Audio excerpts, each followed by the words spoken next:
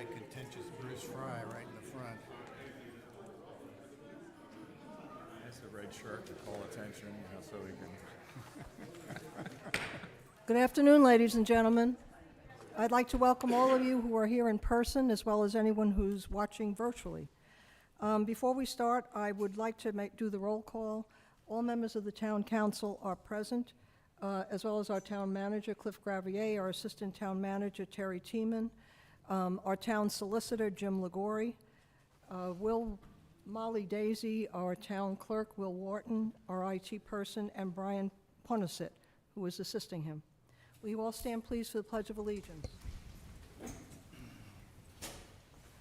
Pledge allegiance to the flag of the United States of America and to the republic for which it stands, one nation, under God, indivisible, with liberty and justice for all.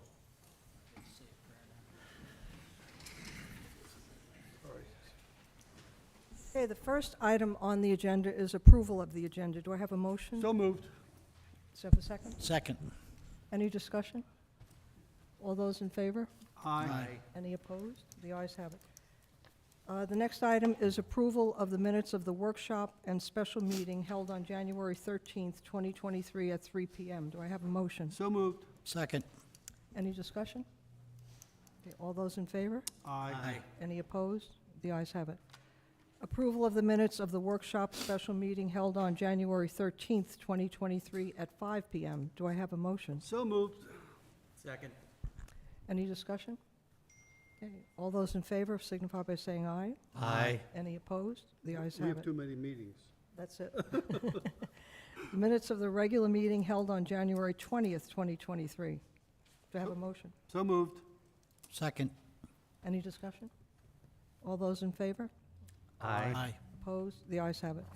Approval of the minutes of the special meeting held on January 20th, 2023. So moved. Second. Discussion? Okay, all those in favor? Aye. Approval of the minutes of the executive session held on January 20, 2023. So moved. Second. Discussion? Okay, all those in favor? Aye. Any opposed? The ayes have it. All right, the next item on the agenda is approval of the financial report. Mr. Morris. Thank you, Mayor. This report covers the budget through January 31st, 2023. We are 83% through fiscal year 2023. Under the operating revenue side, real estate, transfer tax, and rental taxes continue to be above budget. To date, we have collected 102.4% of the budget compared to 115% this time last year. Under the operating expenses, our operating expenses are slightly higher than last year. We have expended 85.4% of our budget compared to 79.4% last year. Recognizing this report subject to audit, I respectfully move that the council accept an unapproved audit. Second. Any discussion? All those in favor? Aye. Opposed? The ayes have it. The next item on the agenda, does anyone have any announcements? Anyone on council? Mr. Gravier, anyone have any announcements? Okay. And this is the portion of our meeting where if anyone has anything they want, any remarks they want to make for anything that is not on the agenda today, you may make them now. Okay, thank you. Now we come to the report section, and the first item, the first report is from the Planning and Zoning Commission. Mr. Boswell. Good afternoon, Mayor, Council. Last meeting, we continued our 10-year plan review. We also elected John Gahn as a secretary of the Planning and Zoning Commission. It apparently, the last little tutorial I got from Terry indicated that we should have had a secretary all along. So John volunteered to not only serve as vice chair, but as secretary also. So that was approved. We had two items that we dealt with at that meeting. One was we approved the partitioning of 3 lots into 2 lots on Hollywood Street. And we also approved the subdivision of I think it was a 2.4 acre parcel, 69 Kent Avenue, from 1 parcel to 2 lots. Are there any questions? Thank you. Any questions for Mr. Boswell? No. Okay, thank you, Mr. Boswell. The next report is from the Non-Residential Design Review Committee. Mr. Kilmer. Thank you, Mayor. The committee met on the 30th of January. The applicant was Bethany Beach Volunteer Fire Department, and Mr. Brian Martin requested the approval of a new, larger LED sign that's in front of the firehouse. It'll be only south-facing only signage. It met all the guidelines for our signage and also our non-residential design review guidelines, and it was unanimously approved by the committee. Thank you, Mr. Kilmer. The next item on the agenda is a report from the Audit Committee. Mr. Peterson. Thank you, Mayor. The Audit Committee met on Friday, the 27th. John Morton provided his annual internal audit report. It was his first full year as our internal auditor, and he's done a very nice job, and his report found that everything was in good order. The committee then focused on the audit plan for this year, for 2023, and of course we're going to continue to audit all the financial things that we've audited every month for forever. But we decided now that John's got a full year under his belt, it's time he started spreading out a little bit and looking at a few other things. We had Will come in from IT, and what we're going to have John do is his first foray isn't really a full audit. What we'd like him to do is just he and Will look together at everything we're doing on, since cybersecurity or IT security is such an issue these days, just take a look at how we segment our system, what our firewalls are, how we get people on and off, and make sure people have access to what's appropriate to them and not to other things. And we just thought it would be a great idea to have a position paper on that make us all feel a little bit warm and fuzzier about how secure our system is. Because as far as I'm concerned, I've never seen anything in writing on it in 16, 17 years I've been working with the town. So. Again, it's not designed to second guess anything, but just to kind of give us something as a document so we'll know what it is. We tentatively scheduled dates for the opening and closing of the external audit, opening tentatively on May 12th and closing tentatively on July 21st. Any questions? Thank you. Any questions for Mr. Peterson? Thank you, Thank you. Mr. Peterson.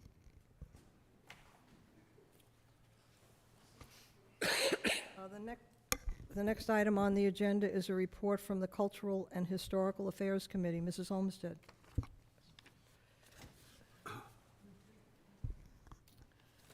Thank you, Mayor. Excuse me. The Cultural and Historical Affairs Committee met on January 11th and then again on February 8th. At these meetings, the committee reviewed the Dinker Irvin Docent Handbook that's been provided to all docents that help out at the museum. A few updates were noted and added. We currently have 13 docents. Well, they are. Baker's We try to dozen. have the donuts with the docents. That was good. Anyway, the docents choose their volunteer time each month via the Internet Sign Up Genius thing.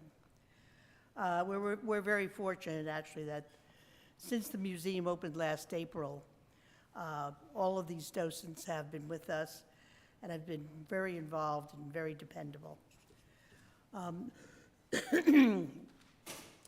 We've been receiving some requests from some Bethany homeowners regarding having their homes included on the Heritage Trail, which is our historic homes here in Bethany Beach, and to have a plaque placed in front of their property.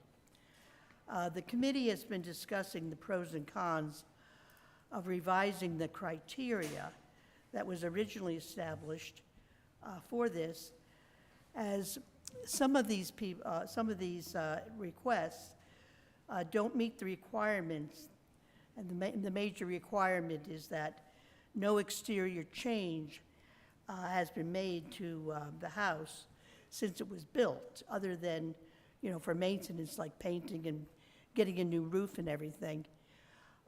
Some of the homes have a lot of historic significance, though, even though maybe they've added a porch or,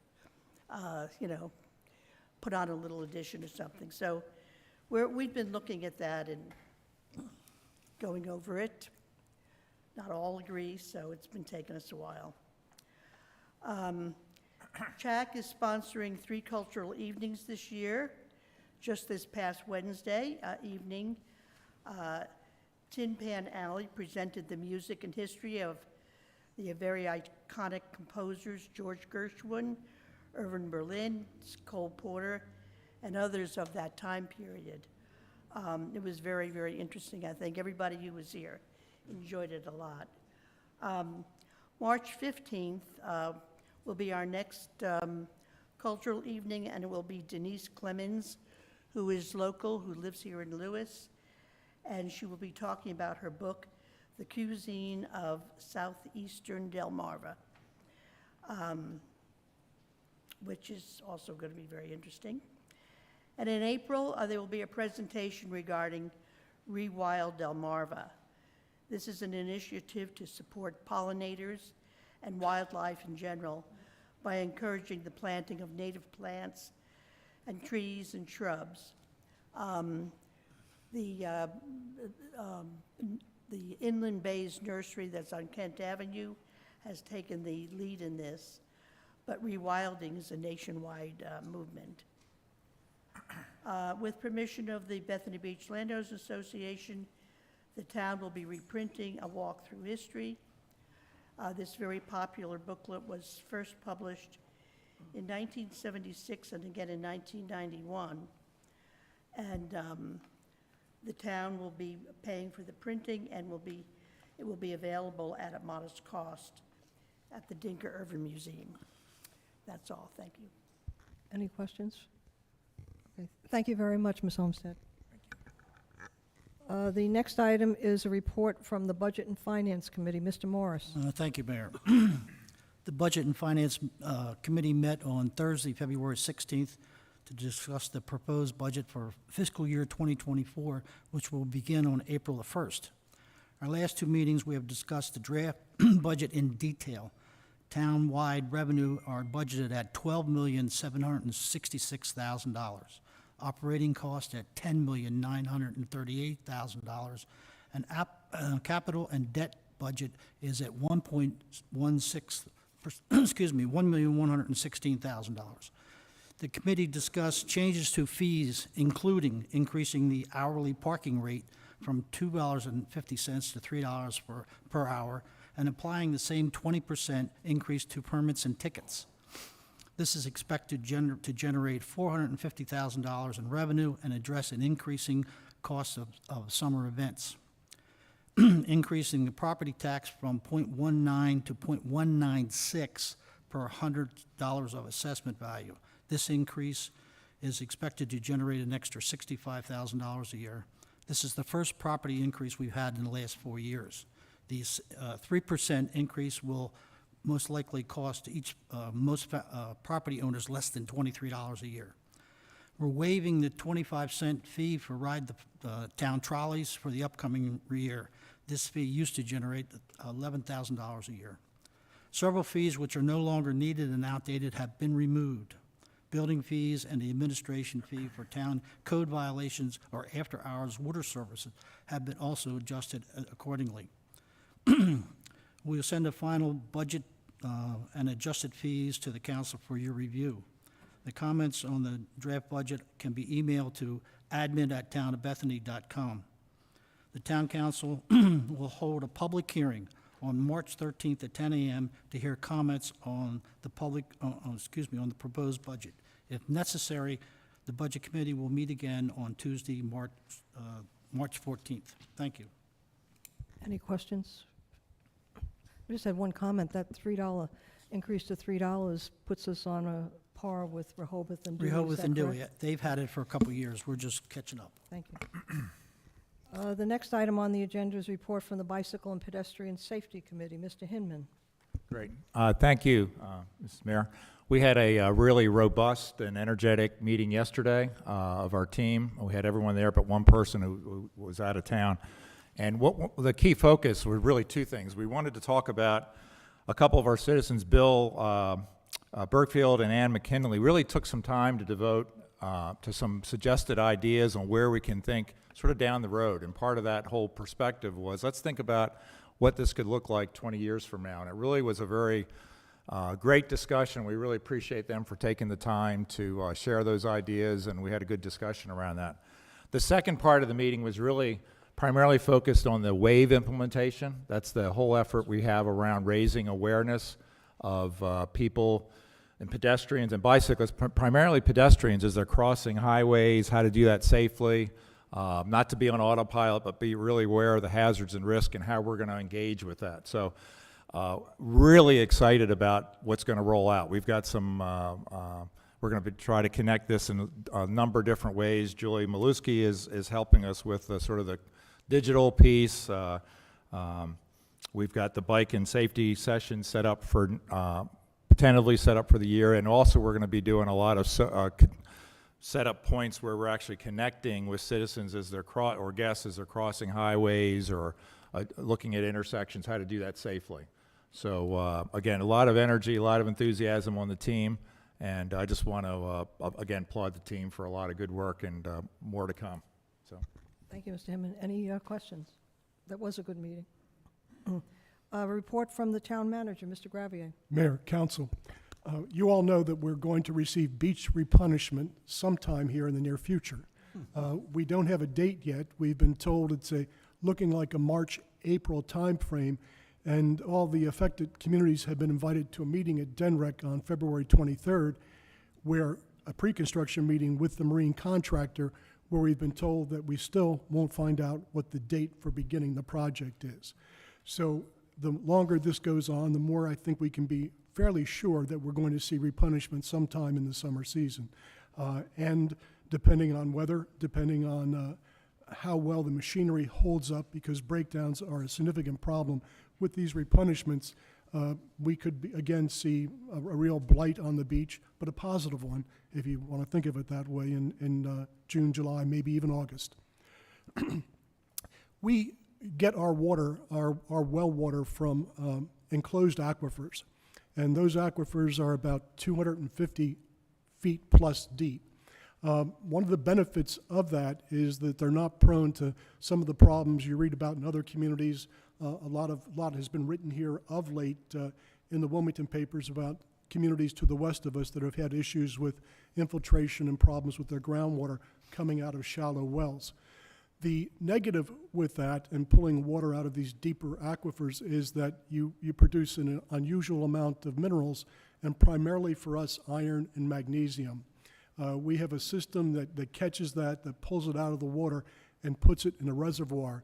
For the last week and a half, the water department has been working very hard to remove 100,000 gallons of sludge, if you will, that we've produced here in the last several months from the plant.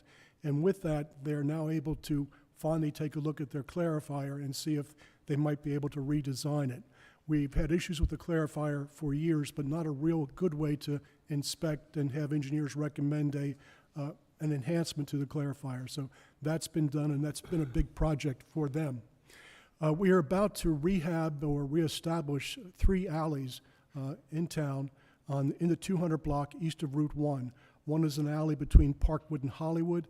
The other is Ocean View between 3rd and 4th, and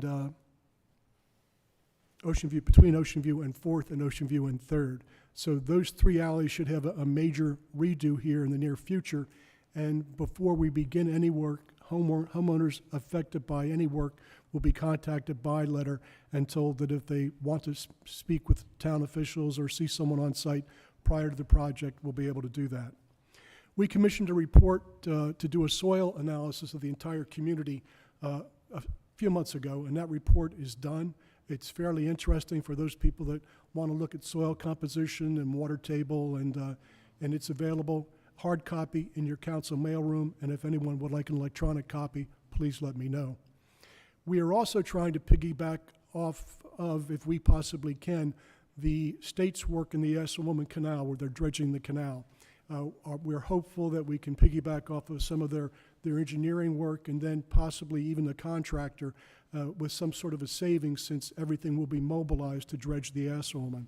We've just completed a bathymetric study of the Assawoman and the loop canal, of the loop canal. And the loop canal is not in as bad a shape as we thought. There are some very, very shallow spots, but overall the loop is fairly deep. And so the entrance to the turnoff into the saw pond and one other spot are very, very shallow. So it's possible we might be able to rehab them, hopefully at a low dollar amount.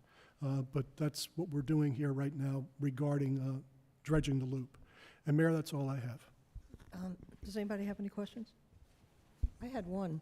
When we talked about the loop canal, were we also talking about some of the side canals? Yes, we're talking about the side canals. They did the bathymetric work in there also. And there are some very, very shallow spots. Yeah, that's what I thought. But remember, those canals were dredged after the loop to essentially make Tingle and Evans properties above sea level. So they're a horse of a different color, if you will. So. Okay, thank you. Anyone else? Okay.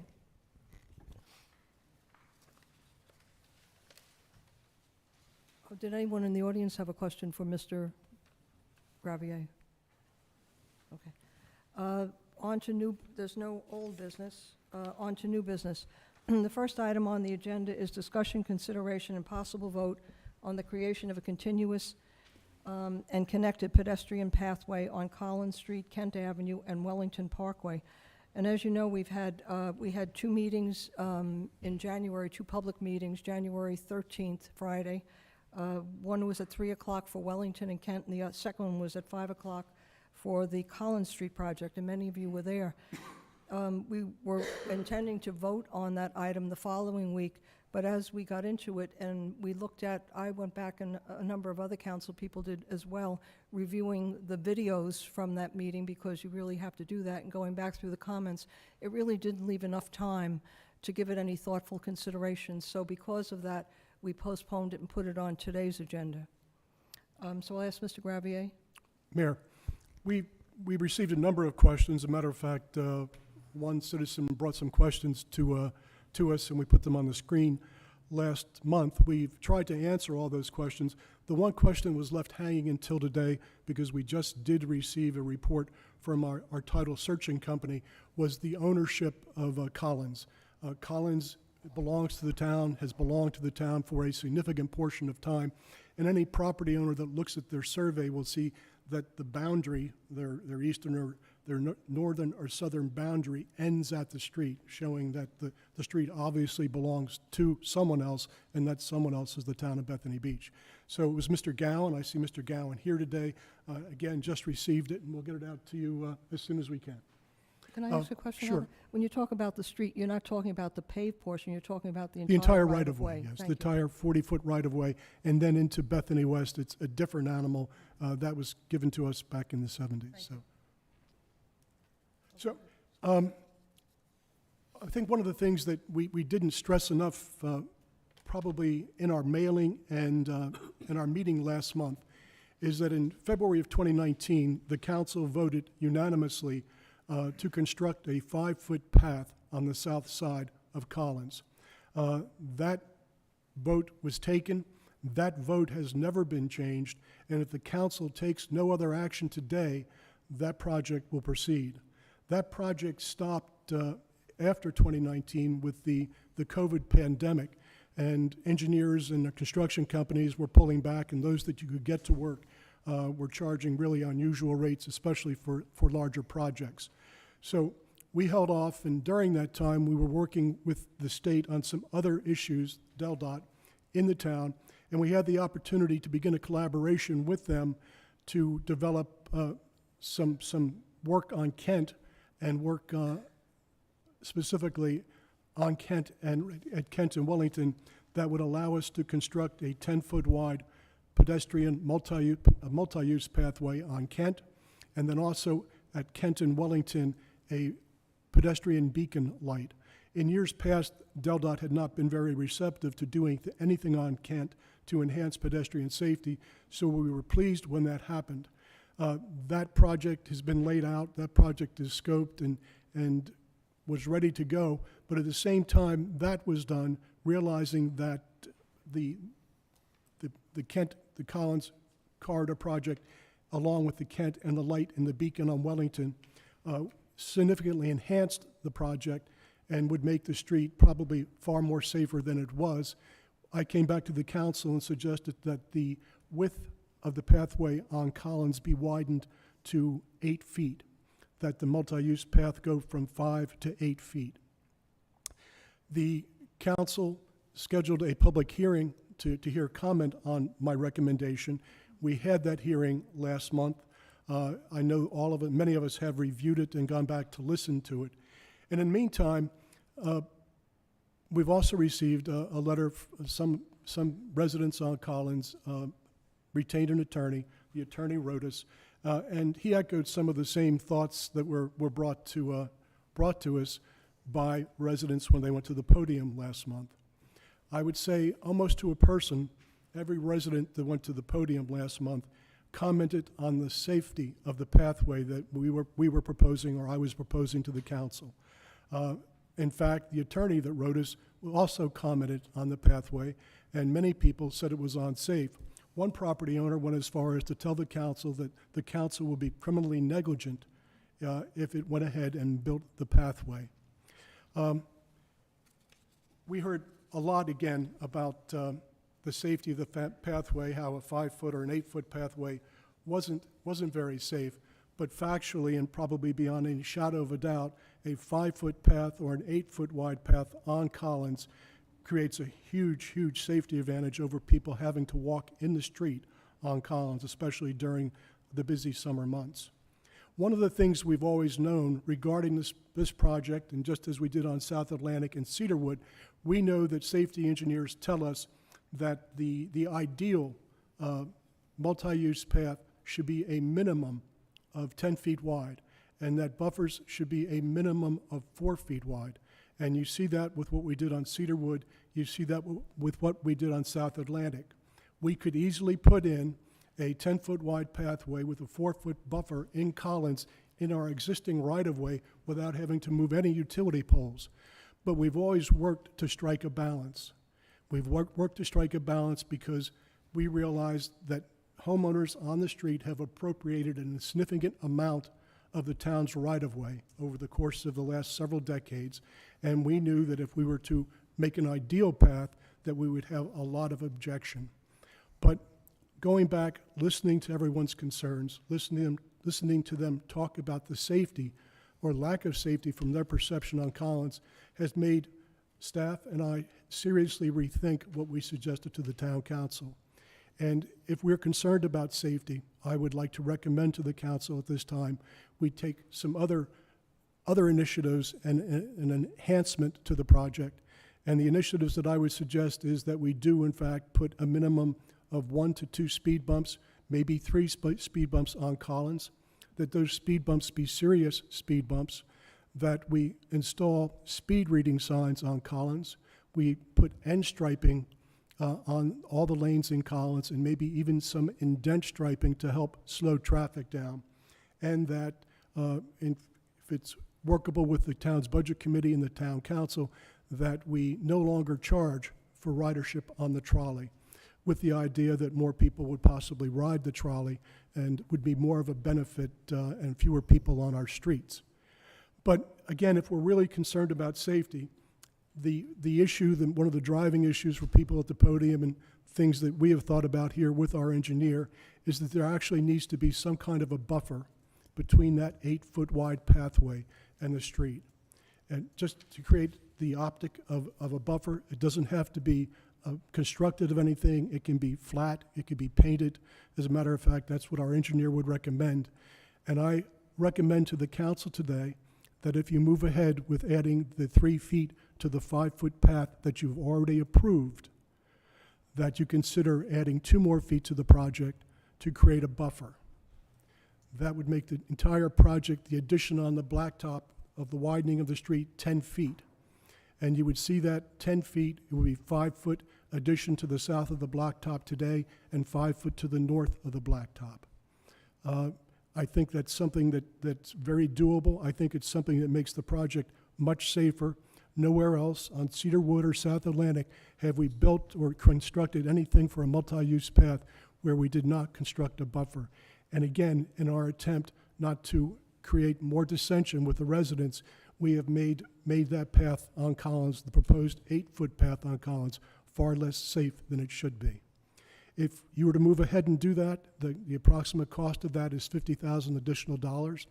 That brings the construction contract for that project to $852,000. We have $927,000 in grant money available for the project at this time.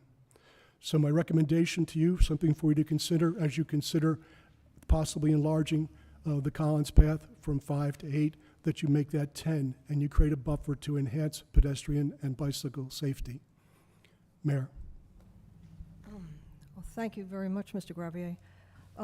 In order to discuss Mr. Gravier's recommendation, does someone want to make a motion so we can discuss it? I would. Okay. Make a motion that we consider? Motion to consider. Okay. Any second? Second.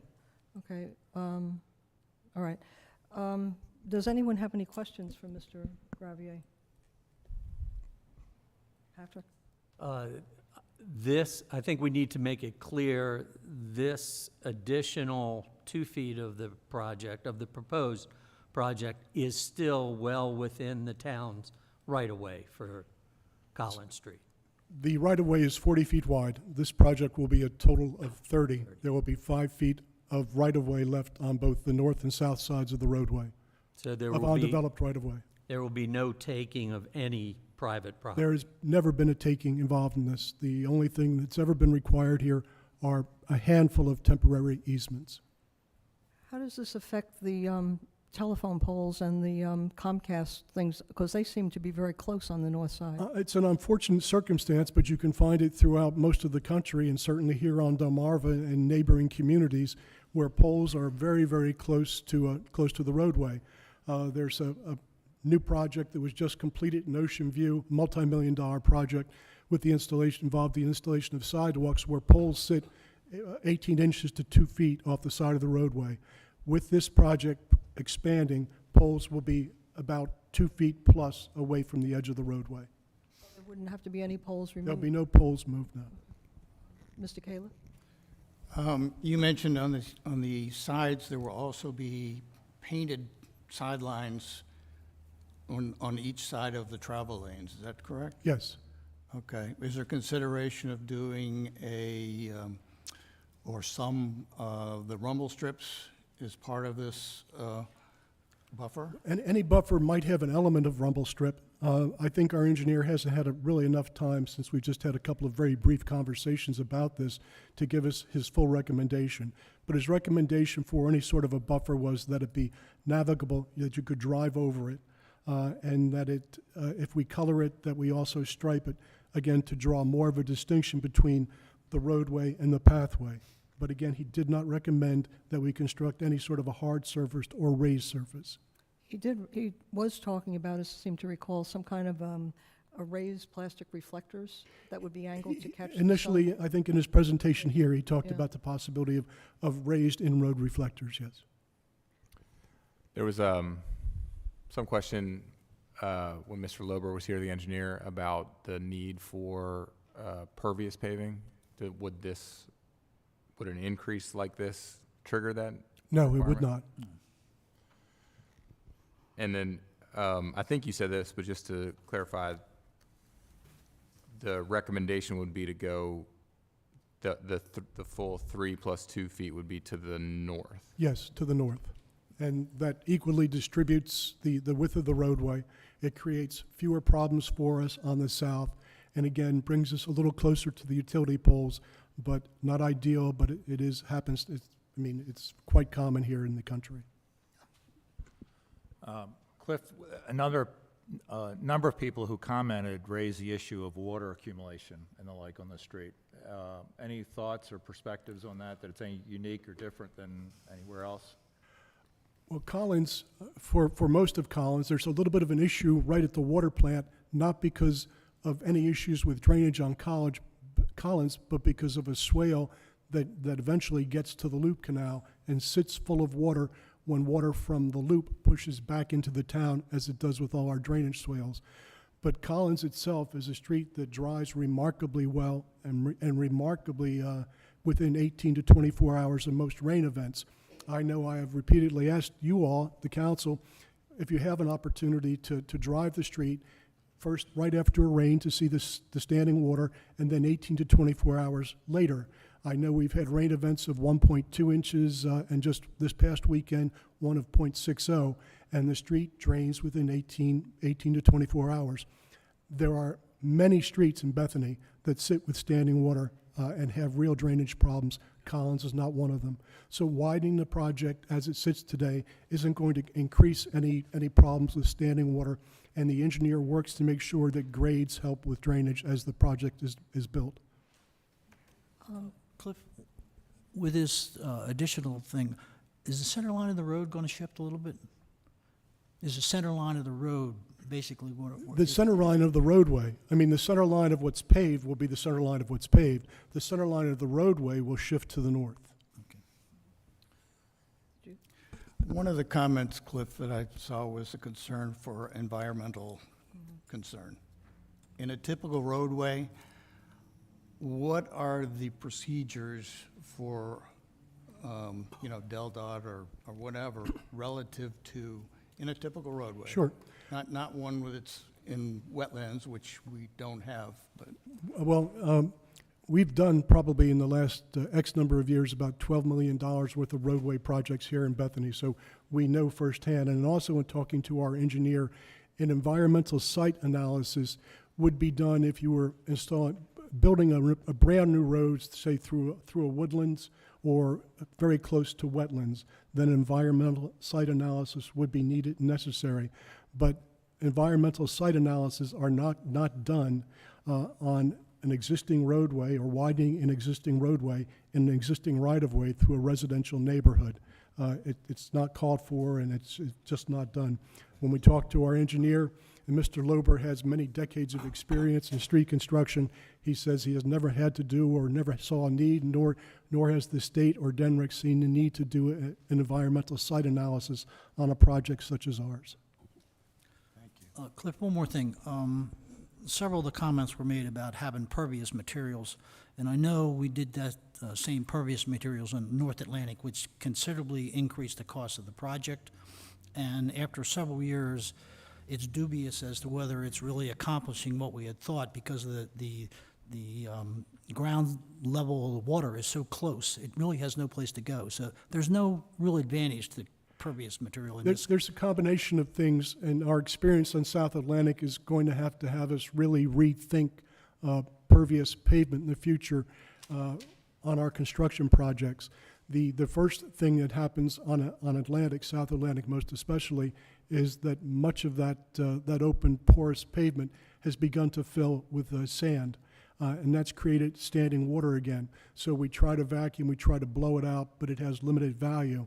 The other problem we've seen is that on hot days, a lot of tire movement actually scours the surface of the pervious pavement. So we are at some point in time probably going to have to resurface some of those, especially parking spaces, and in order to make that last and functional, whatever we resurface them with will not be pervious. So again, that sort of limits the value. And so we did that street 6-7 years ago.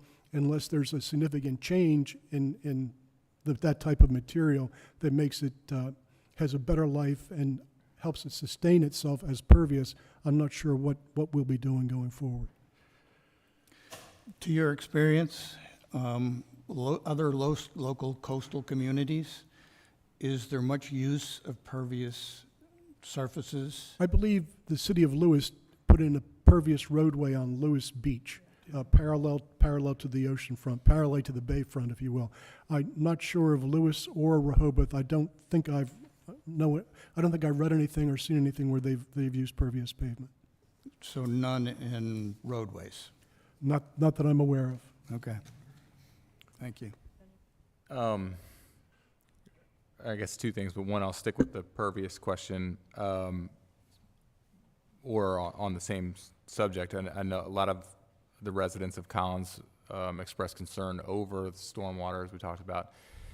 Is there some possibility of the town directing the engineering group to consider that and using, if we gave them 2 more feet to work with, like to use some of that buffer for stormwater management, or to even just ask them to explore the best practices as they design the roadway?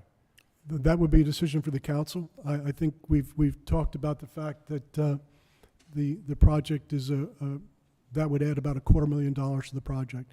And as I've just said, and I think you walk a lot, I think you've seen South Atlantic, and know that we have standing water issues again and have seen the scoured pavement. So I'm sorry, I realize my question wasn't clear, but Okay. not saying, setting aside the notion that maybe pervious paving is impractical, but if the recommendation is 2 additional feet, I think you said the engineer would recommend that just be a painted buffer or something. Yes. But if there were places along that 2 feet of buffer where the engineer could see fit to use it as stormwater control, or it was necessary for stormwater control, we could ask them, question mark, I'm putting a question mark at the end of this statement. well, ideally, the buffer would be, you could drive over it and it would be pervious, but I don't know what that material is.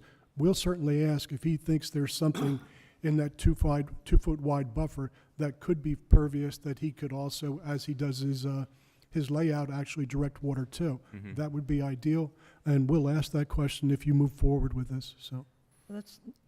You're talking about one side of the street where the buffer would be, the puddling is on 2 sides down by the water plant. I guess, really, I'm making the mistake of being prescriptive about it versus just saying that we could ask the engineering group to study the stormwater, and look at ways to collect it in places throughout the project, Right. if that was a feasible thing to do and didn't add a significant amount of Down cost. by to it. that We area where it certainly does. could do that.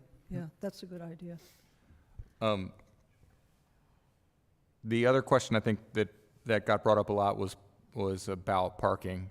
And I know that at least one of the properties most affected by this would be on the north side. It's a 2-unit duplex or condo unit. What, if anything, can the town or the engineering group do to help alleviate those sorts of issues? If we go forward, if the council votes this forward, we will actively work with property owners on some kind of a limited basis. We can't do major work, but if we can somehow work with them with some movement of trees or other things, we will certainly work with everybody to help restore any parking they've lost. Can't promise anything, but just as we did on South Atlantic, we spent a lot of time with homeowners trying to work through their individual issues. You're talking about the one with the fence? Yeah, and it's Because like they can- potentially that could be moved. Well, and there's also, I think, one of the utility poles Right. is in a place that would be difficult to work with there, but I think that the notion that the town and the engineering group would work closely with the residents to help solve those issues on a case-by-case basis. I do have one more thing. I heard from residents on Gibson about speed bumps and speed humps, and that I actually don't know the whole history of it, but I know that at one point speed bumps were put in on Gibson, and then because the neighbors really wanted it, and then they really hated it because of the noise it created. How do we go about dealing with both of those issues at the same time? Well, that's one of the reasons you don't see speed bumps throughout the community. They make a lot of sense, but many times we do an install. One of the first things that happens, if it's possible, is people drive around the speed bumps. One of the problems they had on Gibson were significant ruts on both sides of the roadway as people tried to drive around the speed humps. The other issue with speed humps is noise, and they are noisy, especially if they are a serious speed bump, which that's what we're talking about for Collins. So we'll put in, or we'll install, if we move forward with this, serious speed bumps, but we'll try to respond if there are issues in the community. Anybody else on I council? yield my time. Okay. Anybody? I'd like to take a few minutes. I don't think we had a sign-up sheet before people came in, so if we take a minute or two, if anyone wishes to speak, please sign this sheet in the back of the room. We'll just have a few minutes recess.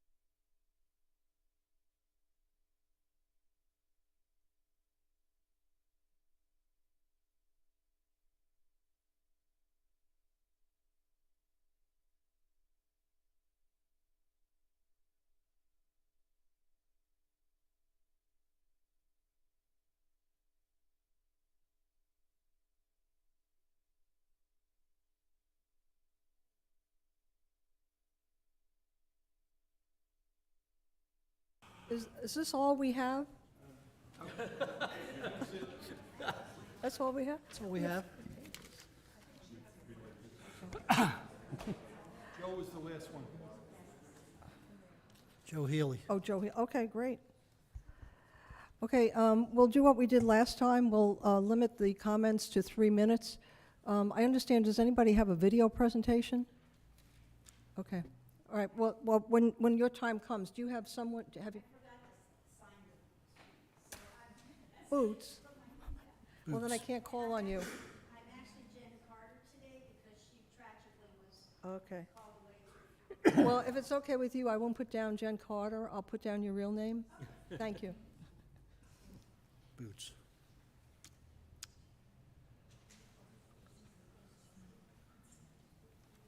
Okay. The first person we have here is John Gong. And please come to the microphone and identify yourself. This is a good way to start.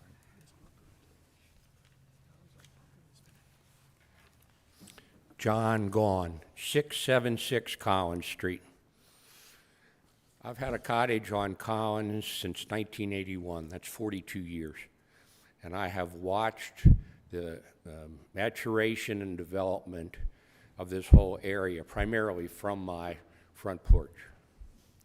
I have been in favor of some kind of a safety project on Collins from the moment, almost the moment we moved in. And that has not changed. I was in favor when the council voted in 2019 for it. I was in favor of it when you had the public hearing. And I was even more in favor of it today, recognizing the responses and the changes that are proposed as a result of those public comments. And I'll leave it at that. I am totally in favor of it, and I probably, of everybody in this room, know that road better than most because I've been there since 1981. Thank you. Thank you, Mr. Gong. Okay, Chris Bishop.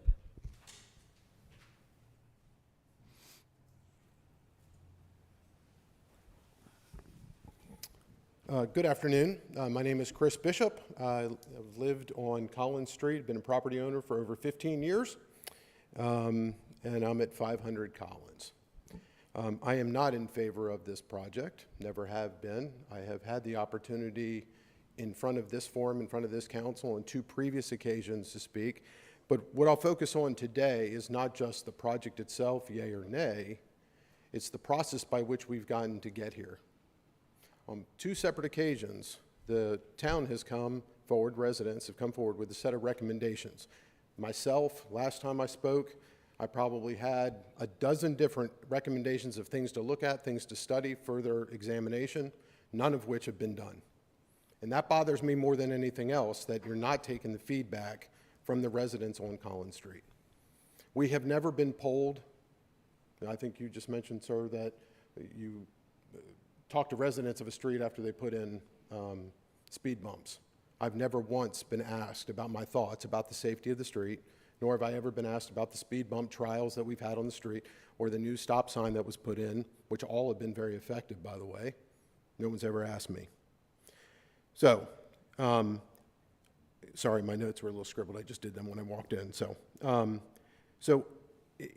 I think the town council, the last time I spoke, was very surprised by the pushback that came from town and didn't understand why. Yet we've never been asked why, okay, outside of the public forum.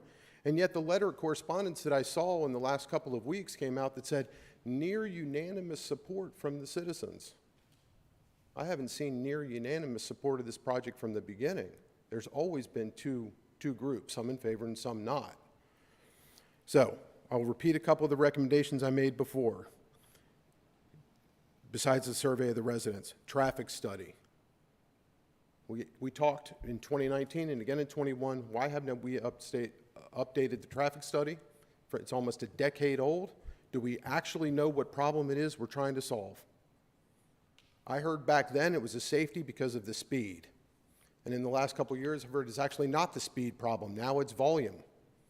Now, I would ask you all, what single thing have we done, if volume is the key problem on Collins Street, what have we done to address the volume problem? Parking study. We can count the number of bedrooms on that street. We can count the number of parking spots that are available. We can look, if you go, I came here today after a 3.5-hour drive thinking we were only going to go a few feet. Now I heard when I walked in it's going to go to 5 feet on the north side of the road. We can study how big the parking problem is actually going to be. But the last time we were here, no one had done that. Count the bedrooms, count the spaces, and see what kind of problem we've got. Alternates. Have we looked at alternative solutions in real life, like a full-time traffic monitor, speed monitor? There are those on other places, permanent, like on Oakwood. Water study. Sir, you mentioned the water study. Big problem for me. I've got a big water problem on my property. It's not going to get better with this, but yet very few of the drawings I've seen even talks about it. I asked for it before to make sure we don't have a worse problem. Last, and I'll kind of finish up with this, is the budget. Got to stop moving the goalposts. When we first talked about this project, it was $150K, and I stood right here and said, no one would bet their seat on the council that this project would come in at $150K. 2 years later, it goes to $450K, largely the same scope. So now I hear it's going to $875 with outside funding. I know that. But now we're talking about adding a couple more feet, and it's only going to be $50K more. Make sure you know how much this is going to cost before you break ground, because I don't believe any of the numbers. Thank you, Mr. Bishop. Mr. Shapler?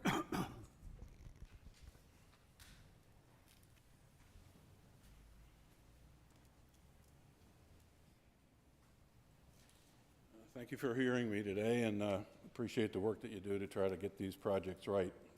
I'm here to do the same. I heard the last speaker, and I swear I should have gotten off the... Can you say your name and address? Oh, you can't hear me? No, your name and Lothar Shapler, address. 425 Collins Street. Thank you. The last speaker, if I'd have gotten up on the other side of the bed, I'd have probably said what he said. The process is disturbing. The feedback, I think, after the last couple of meetings that I've come to, it seems to be many of the concerns are being dismissed rather than incorporated into the thinking. And I will have to say that the one council member that mentioned issues about water, that's what I'm here to talk to you about today, the water problem on Collins. It is not as non-issue, not as much of a non-issue as I continue hearing from the council or from your side of the table. I would like to talk about the water problem. Why? Because they're really specifically in this plan with the pathway is a serious water problem being made worse. We don't have, on Collins Street, at least on the 400 block, we don't have above grade or below grade drainage. We rely upon the right-of-way, which is the remaining 20 feet of pervious soil, to absorb what comes off the street. I think you recognize that. We're going to make that potentially 30 feet. And in the process, we're going to make more runoff from an impervious surface, and we're going to, at the same time, reduce the amount of right-of-way that is pervious by 50%. How does that work? I have standing water, as has been said by others, on a regular basis after every rain, and I dispute the fact that it disappears in 12 to 18 hours. Sometimes it's so serious that my grandchildren can ride down the street on a bicycle, and there is no spot that doesn't have water on it. It's that bad. Now, what really concerns me is the fact that I don't even know what, and no one here knows what the actual water management system is on Collins Street for the 400 block. There aren't ditches like there are on the 500 and 600 block. There is nothing there. Nothing that the state of Delaware would call a water management system. If anyone would ever describe to me what the plan is and where the water's supposed to go, let me know, other than that 10 feet that's on either side of the property. Once the water has not been absorbed by that minimum amount of right-of-way space, where does it go? Onto people's private property. I have it on my property. I have a lagoon behind my house right now because the town apparently believes that the rainwater is going to travel across my property to the lagoon behind my house and then disappear. Sorry, guys, that doesn't work. You may not believe me, but you need to take more trips out and maybe request permission to come take a walk in my backyard. Why does this pathway plan not incorporate a serious, independent review of the water management system that they are about to make worse? That's the essence of what I'm saying. When I do my research, I'm not an engineer. Well, I am an engineer, but not an engineer of this type. Title VII in the state code talks about a requirement to do a sediment and water management plan when you do a earth-altering event. Isn't this an earth-altering event that's probably 10,000 or more square feet? You know, what's disturbing is that you fail to recognize that there is already a water management problem on Collins Street, and you're perfectly ready to vote for a plan that makes it obviously worse. Obviously worse. You don't have to be an engineer to see that. And all I'm asking for, all I'm expecting is that we residents see your plan incorporate a water management aspect to this, and if that involves going out and getting an environmental study, so be it. If it involves getting a, an outside concern, as the gentleman on the council suggested, well, so that should be done. That's called due diligence. I have some pictures here, but I don't know if, I think you can look at them yourself. They show the lagoon. They show the spalled concrete at the edge of my driveway and my walkway. I've been here since 1999. I've gotten used to the fact that this is the way it is here. But this project has brought light to the fact that you don't have a water management plan on Collins Street. You really don't. And if you think you do, think again. Would you show us the pictures? Sure. If you can scroll up a couple of sheets here. That's typical standing water today. That would be today. That won't be gone tomorrow. But this is not a heavy rain. How about a summer downpour? And this is the way the cement looks. Here's your street edge. It's just about out here. That far in, I have water all the way onto my property line is right here. I've got water that's creeping all the way back in here. And this is just a picture that I happened to catch on a day that was enough water to detect. But concrete doesn't spall because for lack of water. There's a freeze-thaw cycle going on that causes the cement to deteriorate like that. This is the lagoon behind my property. Look how close it is to the house on Candlelight. You don't think these folks here are worried about this water standing here? That's not a water management system that works. And we are only about 2 blocks or 1 block away from a culvert system that's been recently installed on 26, if I'm not mistaken. Okay. Why isn't someone evaluating how to tie these communities into that system? That could be done, right? I know it costs money, but you don't just recklessly go ahead with making a problem that exists worse by simply saying it's a good idea for safety. And by the way, I do agree with the prior gentleman. Excellent suggestions have been made to try alternatives that cost very little money. And what is it? Do something to cut the traffic down. We don't, no resident in the entire Bethany community there that is affected by this, that is a stakeholder, would vote against reducing the traffic through the streets. Right. Why is that a problem? Just because it's an enforcement complication? Right. Seriously. Thank you. Thank you. Thank you, sir. The next person is Kate McNamee.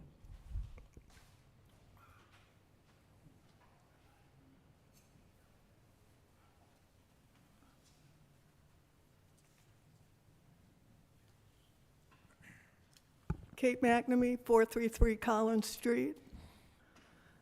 I had one question on the bid. Is it a guaranteed bid, or do you have to go up with changes? We don't have a bid. This is an engineer's estimate.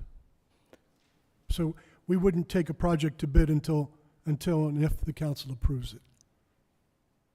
So we really don't know how much it's going to cost. We have an engineer's estimate of the cost, yes, ma'am. But how far over are you willing to go if it runs over? That's my question. Where's that budget money coming from? We don't budget for the unknown, so we would work off the engineer's estimate. Okay.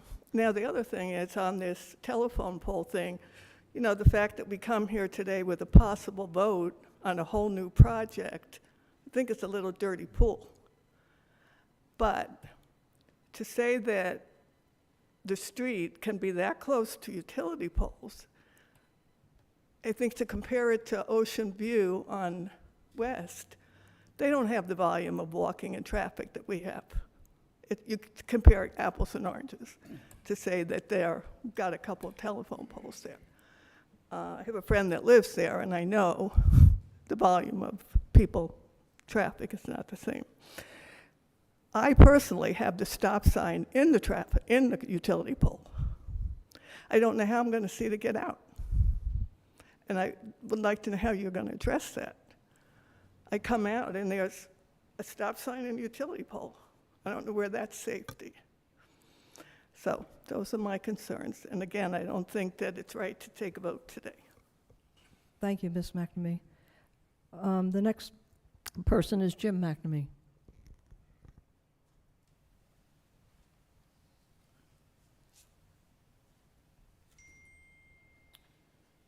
Hi, I'm Jim McNamee, 433 Collins Street, year-round resident. I don't hear very well, so I missed a lot of what was said, but I believe what I heard today is that the current proposal is for 10 feet, 5 feet on each side of Collins Street to take that. It seems like we've, have a lot of different options that have been presented. I think one of the alternatives, obviously, is to do nothing. It's always an alternative. Then you had the 5 feet proposal, then you had the 8 feet proposal, now you have the 10 feet proposal. I really don't know what's the most beneficial of those options, but I don't think that anybody here really knows what's the most beneficial. Especially when you figure in the cost that seems to keep growing, and like most projects, it'll probably overrun the cost estimates. I've been opposed to the project since I first heard about it, and I remain opposed to the project. I don't think it's going to achieve the benefits that you hope it's going to achieve. Nobody can argue against safety. Everybody likes safety. But there's always an element of risk. And even 10 feet, there's an element of risk.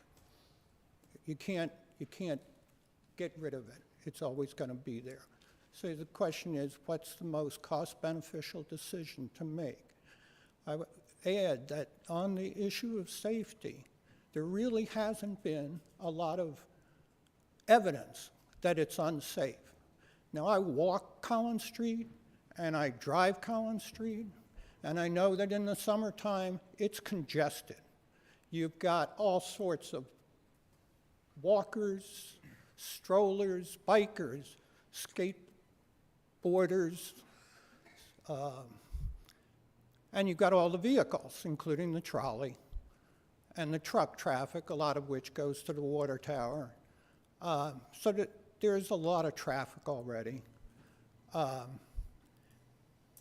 And Collins Street is a lovely street to walk on right now. I don't think it's going to be as nice to walk on Collins Street after this is over. I wonder if we're taking away any of the trees that we currently have. That makes it a lot more attractive to homeowners and to the walkers. Regarding the water issue, and there's a lot of uncertainty with this project. It really is. But regarding the water, just this morning, I was thinking about that standing water is not an issue.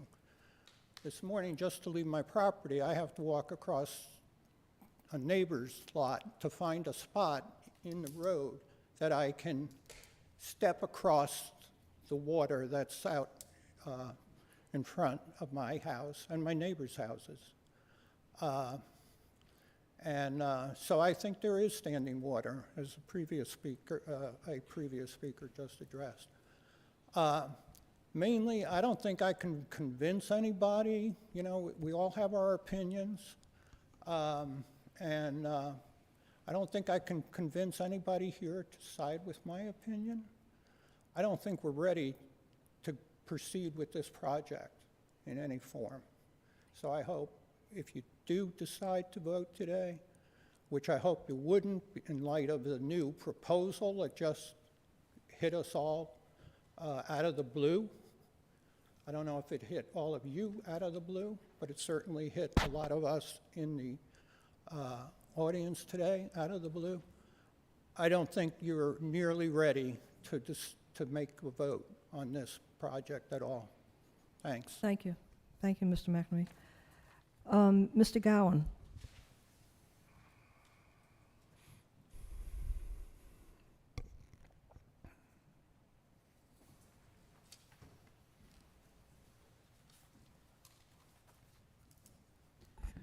My name is Rod Gowan. I'm 401 Collins Street.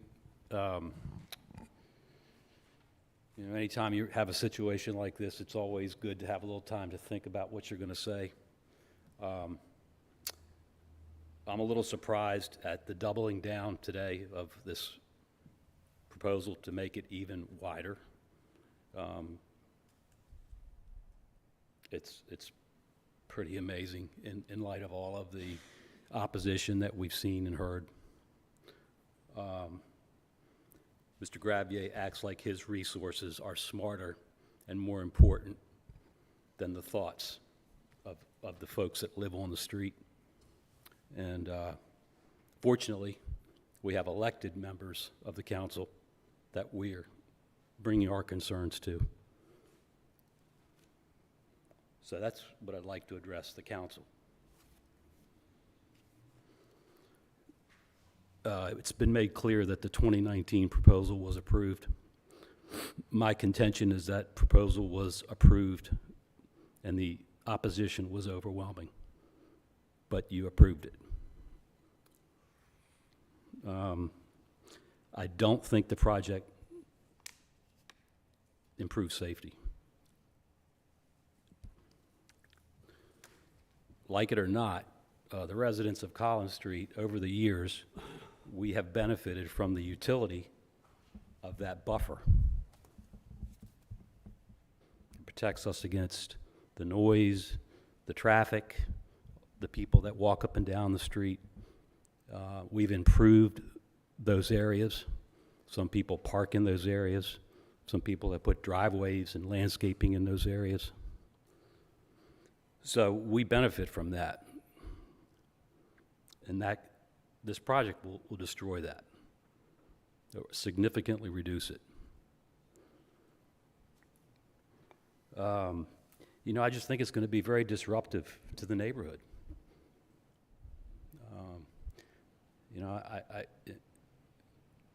When I think about these types of issues and you watch the news and you see everything that's going on, there's a lot of people that don't agree with each other these days. We know that. But we're hoping that you folks are listening to us. Yeah, there's some people that want the project, but I contend there's an overwhelming amount of people that don't want the project. And I agree with a lot of the comments that were made earlier that, there hasn't been enough surveying and there hasn't been enough discussion about what the residents want. And, I think you've really got to consider that. I think runoff's a big issue. I know water stands in my backyard. I know my neighbor across the street, when it rains a lot, there's an inch of water over 40 or 50, 60 square feet or more of her yard. And I would remind folks that I'm looking at the FEMA maps. You can go online and look at the FEMA maps. Most of Collins Street is in the AE zone special flood hazard area. It's right on the map. So when we start adding thousands and thousands of feet of pavement, and there's going to be less ground for that water to soak into, that just exacerbates an issue that we've already got. So I don't even know what word I would use to describe having someone double down on this project today and increase it. Clearly, you haven't been listening to us, and I don't know what your motives are. So that's what I have to say. Thank you, Mr. Gowan. Next, Boots Sargis.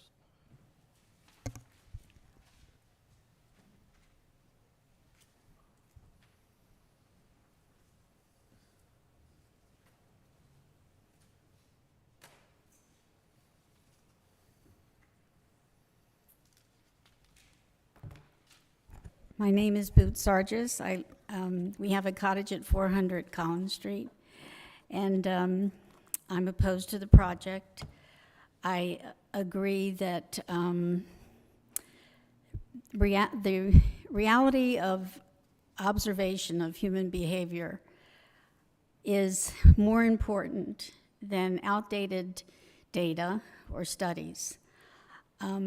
We who live on Collins, we're observing the behavior that happens when people walk up and down Collins. And so we hope that you are hearing us, because we believe that the issue is, this is going to make it much less safe than it is now. I understand that there's never been a pedestrian incident on Collins, that the 5 incidents that were recorded had to do with vehicles. So to increase the vehicle volume, which probably will happen if the road is wider, and the number of pedestrians doesn't make sense. The other thing that doesn't make sense is that if you increase the amount of asphalt by 50%, which is what will happen, that won't exacerbate the drainage problem. And there is definitely a drainage problem. We call our side yard Lake Bethany. So I also believe that people need some time to process this new aspect of another 2 feet. The residents weren't aware of this. We weren't informed of this. So I believe that that the vote should not take place today. Also, I think it's really important to have an environmental assessment.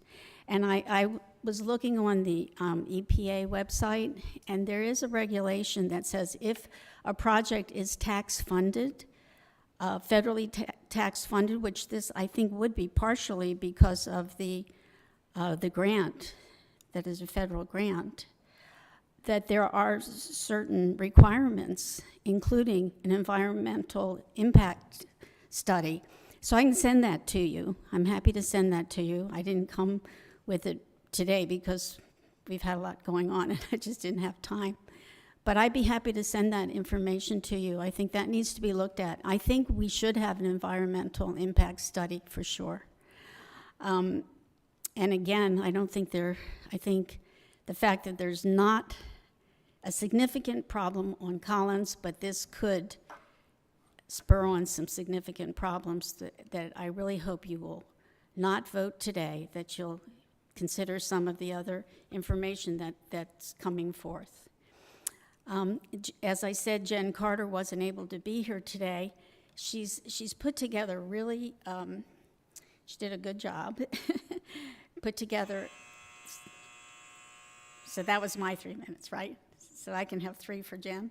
How many pictures do you have? She's got, well, let's see. She has maybe 4 or 5 pictures? Sure, go ahead. Okay. Let someone, let Mr. Shepler do that. You go ahead. Okay. If I can get my computer to work. Okay. Well, actually, it's over there. I'll just look at this one. Yeah. Okay. So, so as you can see, Jen has written that the highlighted areas here, that the widening project will not encroach on said private property. The front yards on Collins Street will be reduced. She talks about increased decibel levels and the noise pollution that'll come from this, the closer proximity to the homes. We can go to the next slide.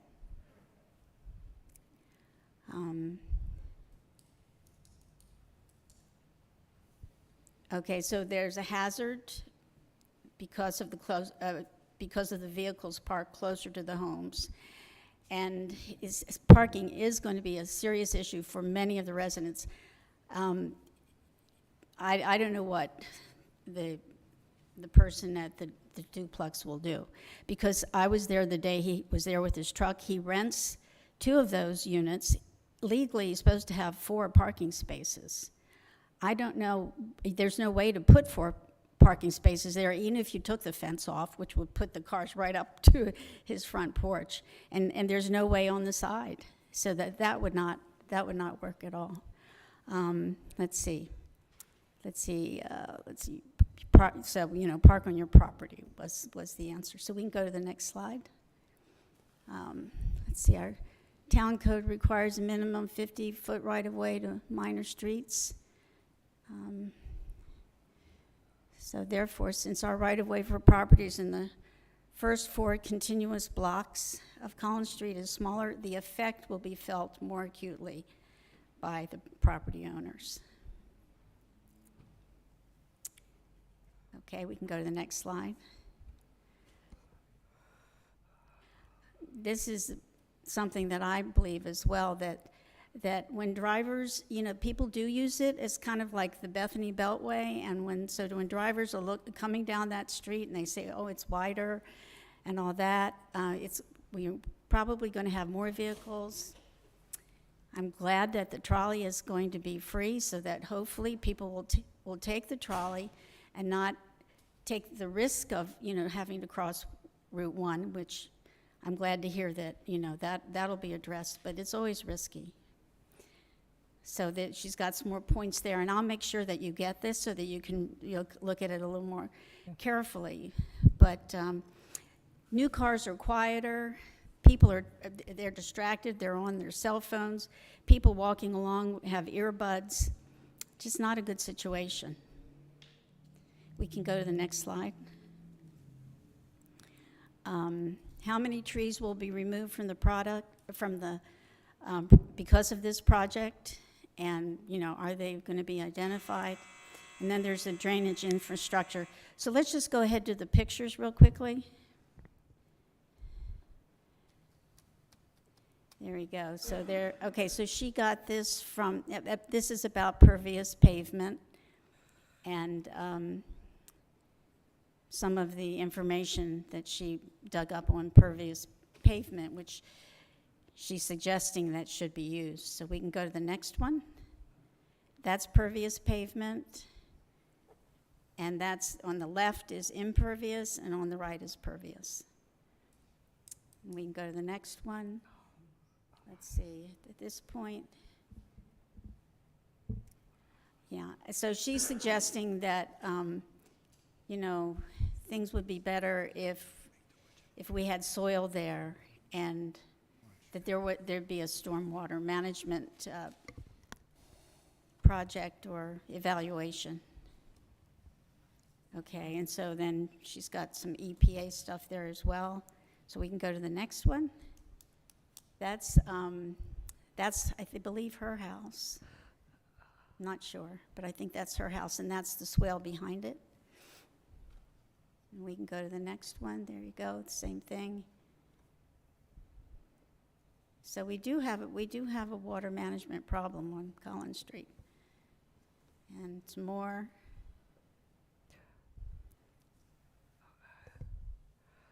Okay, and she's just, sorry she couldn't be here. So thank you very much Thank for you. your time. Thank you, Boots. And thank you for presenting that on behalf of Jen. You're welcome. Okay, the last person we have is Joe Healy.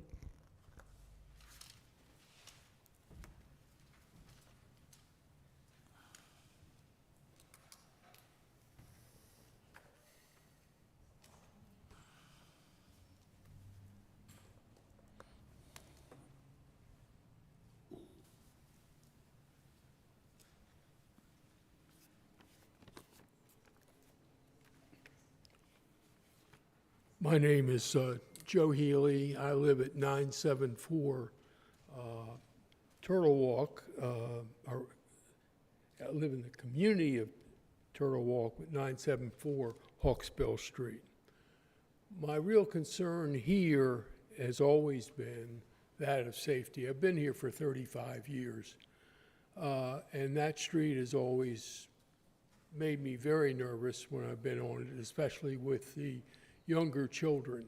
So my concern is strictly for safety. I think something has to be done, and I certainly would appreciate that that would occur, and thank you very much. Thank you, Mr. Healy. Okay, we have finished with that. We had a motion on the floor only to hear, to talk about and discuss what Mr. Gravier had suggested. And I'm going to break with protocol here and make a motion that we accept Mr. Gravier's recommendation regarding safety enhancement to Collins Street by adding speed bumps, the solar electronic speed sign, and expanding the 5-foot pathway or the 5 feet of right-of-way already approved to 10 feet by adding 5 feet of the right-of-way for a total of 10 feet, using 5 feet on the north side and 5 feet on the south side, and continuing the project on Kent and Wellington as previously proposed by Mr. Gravier. And I also want to add that we have special attention being paid to the stormwater, any stormwater management on that street by the engineers. Do I have a second? Second. Do I have any discussion? We'll start with Mr. Hinman. I'm going to ask people to, is there any discussion before we vote? Yeah, I'd like to make a comment. I've had property since 1981. I've lived here permanently since 2010. And then I feel for the people that say they have water problems because my lot where I am is always underwater. We are at sea level, and when it rains, there is no place for the water to go. And it's just, I just live with it. It's not the best, but I can't do anything about it. There's no place for the water to drain to because the water table is right at the bottom of my lawn. So I feel for the comments about the drainage, but other than pumping it somewhere, where are we supposed to pump it to? I mean, I don't know. There is a solution to a water problem. But with that too, I think it would be good if we have them look at it as we do this project. Yes, ma'am. Yeah. During the public comment, a question came up about trees. Do you know how many or if any trees would be impacted by the? No, I don't know. But more of a comment than a question on that, I guess, is that in my kind of walks up and down Collins, I've noticed that some of the larger trees on the south side are actually much further than 5 feet away from this path, or much further away than 5 feet away from the edge of the current pavement. So if we are already going to expand the paving 5 feet at least to the south, that's not going to impact any of the trees that are there because they're already outside of that line. I don't think there are many, if any, on the north side that would be impacted by that. I guess two other two other questions that came up, the question of tax funding triggering the need for an environmental study. I don't know if either of you know whether that's the case or not. I believe Lober is aware of the funding for the project, and if that had told that Bell that he would have dealt with that for us. And I guess more along the lines of a comment than a question, which is that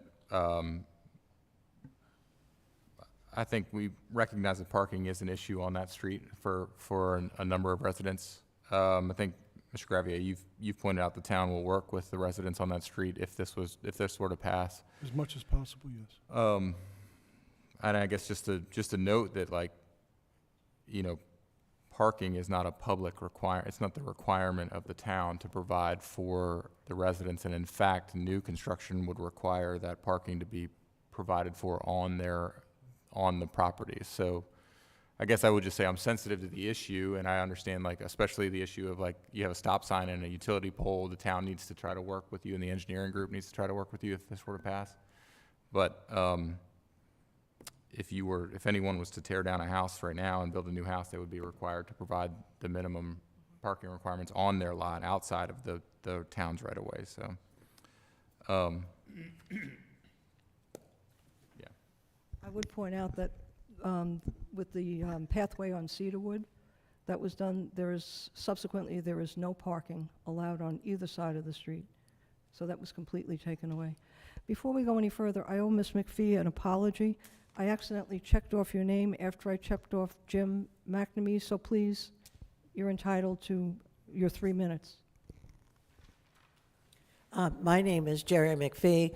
My property is at 600 Collins.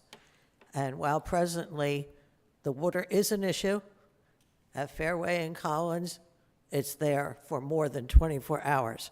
But the bigger issue for us will be the backyard is always underwater because we're getting it from every property on Fairway. Now we're going to have the front lawn underwater too. But my bigger issue, one of my issues with the council is that you're in place to represent and listen to the people. And I've been at every one of these meetings, and I don't get the feeling you're listening to the people. As was stated, we have not been interviewed, we have not been asked, maybe we're not important enough, but you're working with outdated, the data you have is all outdated.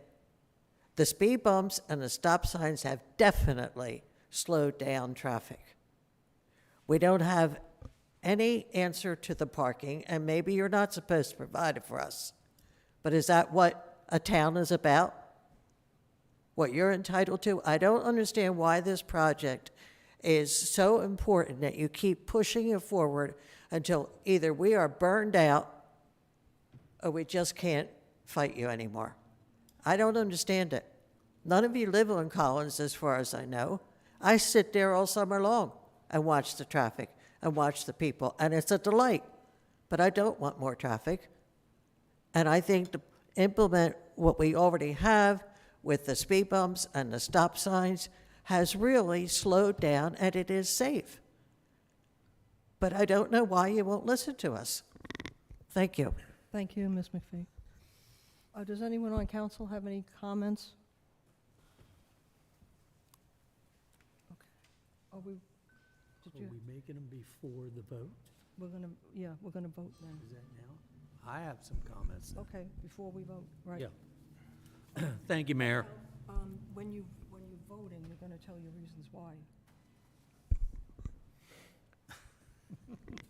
Okay, so there's no more comments, so I'm going to call for a vote, but I'm going to ask each council member to please state what they are voting, what their vote is, and the reasons why, and for the record. And I think I will start with one of our younger ones, Mr. Hinman, put you on the spot. Okay. Thank you, Mayor, fellow councilman, town manager, assistant town manager, and most importantly, the many citizens who've taken their time to share their perspective, whether they were to support the pathway, ask clarifying questions, or to register their opposition to the pathway. In most cases, we learned a great deal about the issues our community members are facing and are concerned about, and which ultimately form the basis for their viewpoints. As a relatively new member of the council, I found this process to be very open and insightful. Our challenge as your governing representatives, as the lady just mentioned, to be quite honest with you, is to try to find the sweet spot between individual wants and perspectives and the greater community good. In some cases, this process is much more straightforward. The Pathway Initiative is obviously one, as witnessed by the diversity of thought from the community, is more challenging. Nonetheless, our commitment as your representatives is to make what we feel is the best decision considering all the various perspectives. As those of you who had a chance to formally comment, whether it was in an oral or written manner, each of you generally shared a perspective or context that informed your comments. I would like to do the same by sharing two of my foundational perspectives. First, as I worked for DuPont for over 40 years and retired in June of 21. DuPont's been recognized in many ways over that its two-plus century existence. The one I am most proud of is its demonstrated core value to safety and ultimately the care of its employees, their families, and the communities we operate in. An underlying principle that guided our behaviors is the belief that all injuries and incidents are preventable. While we've never achieved that aspiration completely, it nonetheless drives us to never accept that hurt, pain, and suffering will occur. Over the last 20 years of my career, I was a leader and senior consultant in our safety and risk management business segment, in which most of our efforts were devoted to forming partnerships with companies all over the world to improve their safety performance. In summary, our focus was to help identify hazards, assess risks, and then to develop approaches to reduce that underlying risk. The second perspective I wanted to share is as a person who, with my family, has been coming to Bethany Beach for over 35 years. The first 30 years was mainly as a guest of my in-laws in Bethany West, and the last 5 years has been a full-time resident in Bethany West.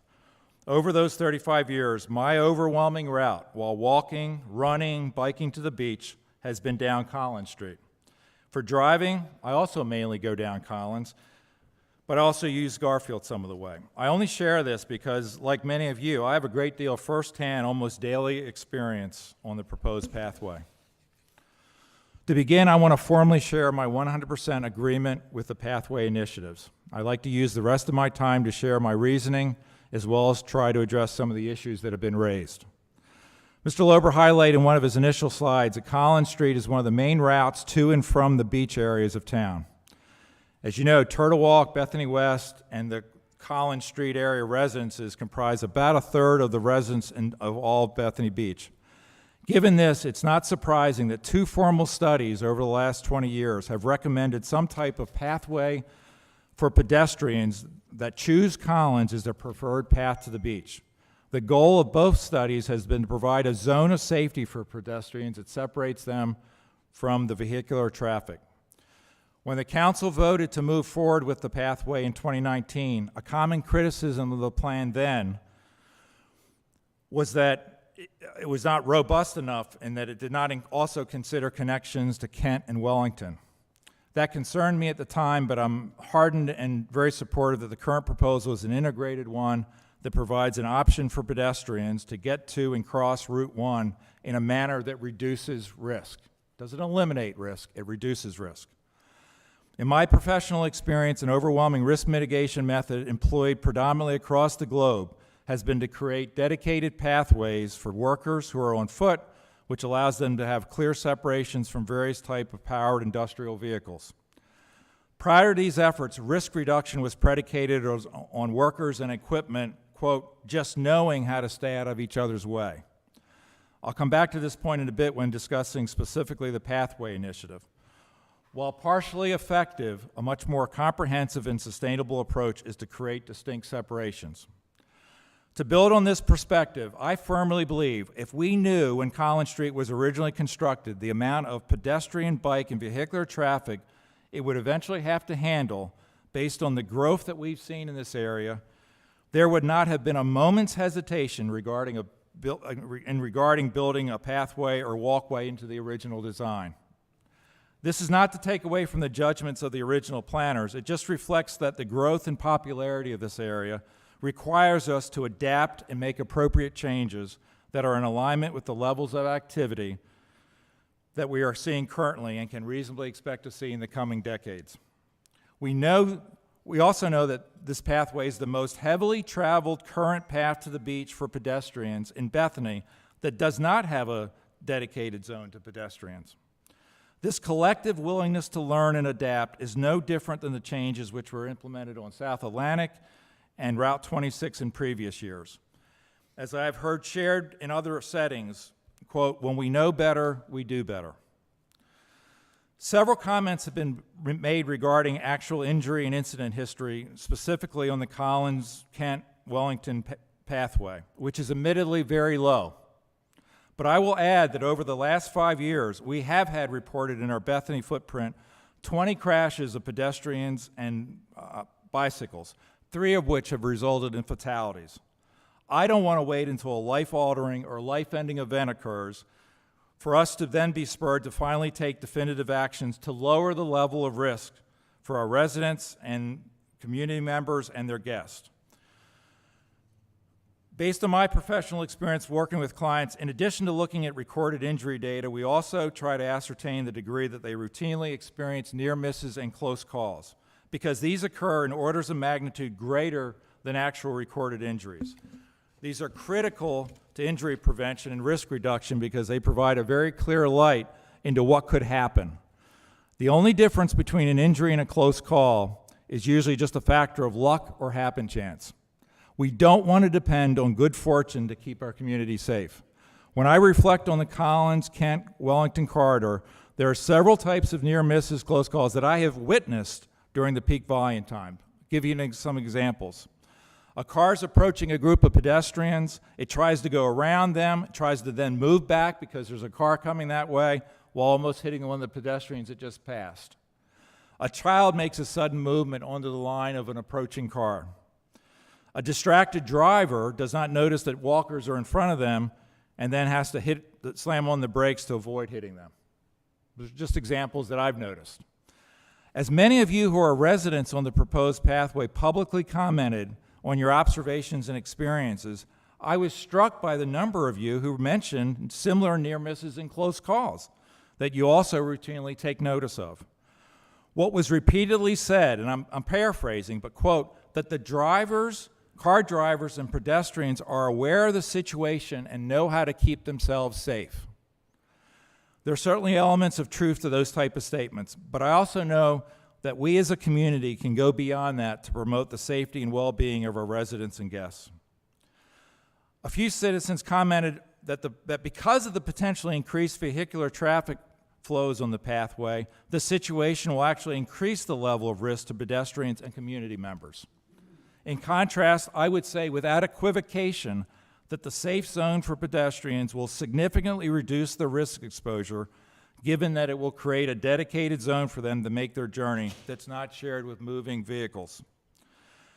The second part of that argument is predicated on the assumption that more cars will divert to the pathway for, in essence, the same reason, in that they feel it is now safer for them to go that way due to the safe zone that's created for pedestrians. Not because the street's wider, but because of the safer zone. While we don't know with clarity how that will play out, I do believe there's some merit in that argument. Our challenge will then be to continue to explore the tools and methods we have at our disposal to discourage that type of approach and ensure safe speed is used. In that regard specifically, I'd not be opposed in any way to implementing the suggested traffic calming methods that we've talked about in a proactive manner. Some of the suggestions are creating neighborhood diversion signs, posting 15-mile-an-hour speed limits. These aren't legally enforceable, but they might have some desired effect of impacting drivers' behaviors and choices. Also discussed, I'd be in favor of the installation of more speed bumps / speed humps, and I think we've talked about that. While I'm unequivocally in support of the pathway initiative as it's proposed, I'm also very aware of the impacts this will have on our community members that have residences along the pathway. I recognize clearly that making significant changes like this can cause angst and disruption to those residents. I'm completely committed for the town to work in partnership with each resident to enable the project to move forward, but as well as ensuring that we make reasonable efforts to ensure minimize the level of disruption. I think this approach was taken very well in the South Atlantic effort a few years ago, and I have 100% confidence the town will do likewise if this initiative is approved.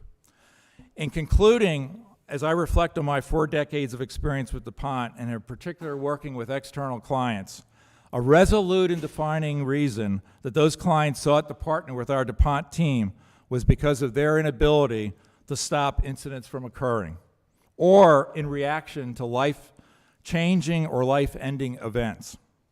It's never too late to begin to make changes to reduce risk exposures and improve safety. But I have personally experienced the pain and anguish that results when individuals and/or entities look back and wish they had done before the unthinkable happened. As we decide as a Bethany Beach Town Council on the acceptance or rejection of this initiative, I personally don't want to be in a position where we look back and wish we had done before what we had the opportunity to do now. Thanks very much for your time and consideration and its underlying basis. No, we're taking the vote now. You had the opportunity. Thank you. We'll go to you, Mr. Edmondson. Thank you, Mayor.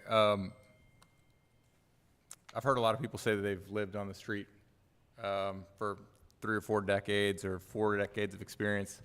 I just wanted to point out that I've been alive for over 35 years, so thought I should mark that. I thought I was going to get to the last. That would have been a lot funnier then. I have to admit this has been a difficult one for me. It's certainly more difficult than voting on whether we should buy a new trash truck or something like that.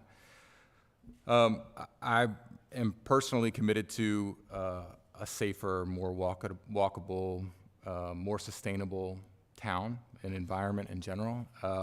I think we have real issues in the town with traffic and parking and walkability, and I think that, as Mr. Hinman pointed out, that Collins is a very busy walking path and a major line of circulation within the town.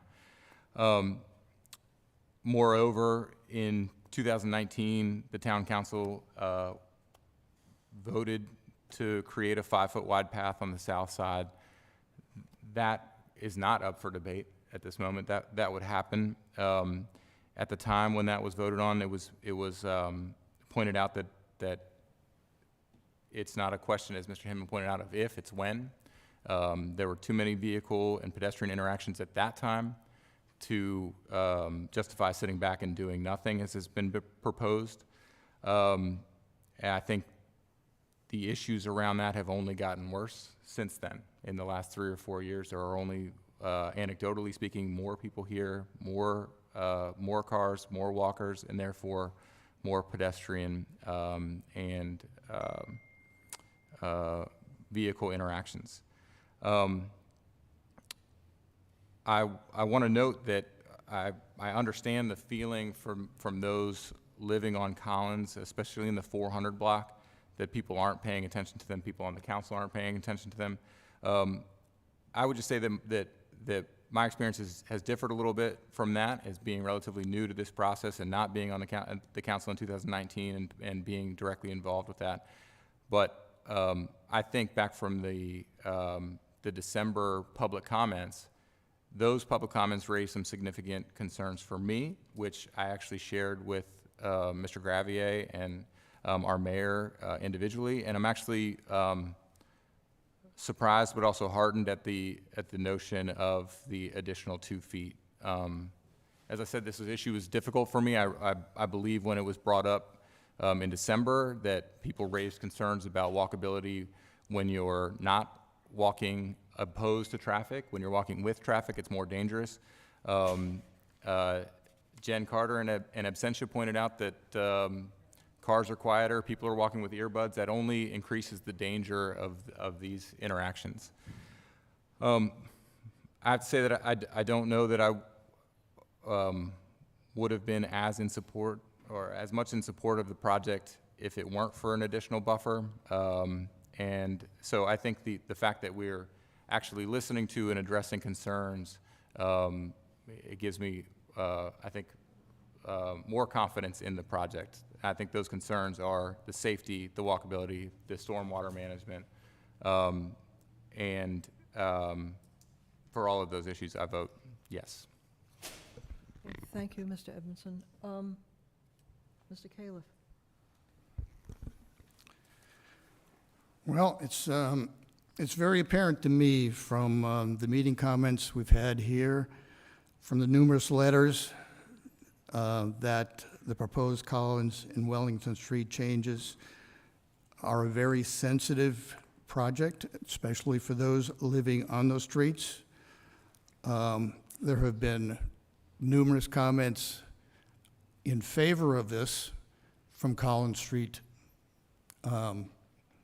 residents as well. We are hearing from many here who are very much against it. I understand that.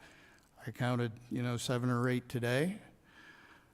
I have read every letter, most of them several times. I have listened intently to the comments from the workshop and the public hearings. I've carefully considered the passionate statements, both for and against. Those who feel we are directing traffic to Collins and impacting their property. And those as well who plea for a safer path on Collins, for the safety of their children, their family, and for all the residents of this town. We're voting today to enlarge, or we may be voting today, to enlarge and provide safety to the approved walkway, as well as along Kent and down Wellington. The roadway will remain as it exists, 24 feet wide. Now there will be traffic deterring steps taken, including added speed bumps, electronic speed signs, a buffer, safety lineage along the side of the road. Change is inevitable, even and especially here in Bethany, as population growth and visitor influx only increases. Controlling and managing change to maintain our family-friendly town is the goal of everyone in this town, and especially the council. I would vote in favor of the path. I think it is to the benefit of all the citizens of Bethany. Thank you. Thank you, Mayor. I want to thank all the people who communicated with the town, those that took the time to send emails and letters, as well as those who participated in our public meetings and again today. As to all that information that was presented, let me assure you, it was considered. Every item that you brought up has been considered. You may not agree with the position that I'm about to take, but I can assure you that careful consideration was given.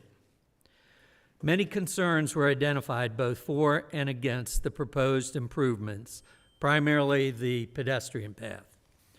As you might imagine, I found some more persuasive than others. It's not necessary to list all the pros and cons here. I think we're all extremely familiar with the issues. I do want to mention one item that came up multiple times over multiple years, and that is the issue of safety. Safety was identified back in 2019 when the project was only Collins Street and ended at Kent Avenue. As you know, since 2019, the town was able to get state approval to include Kent Avenue, and we also chose to expand the project down Wellington to Route 1. Both the original project and the expanded project were an attempt to find a practical, solution that was as safe as possible, given the realities that exist.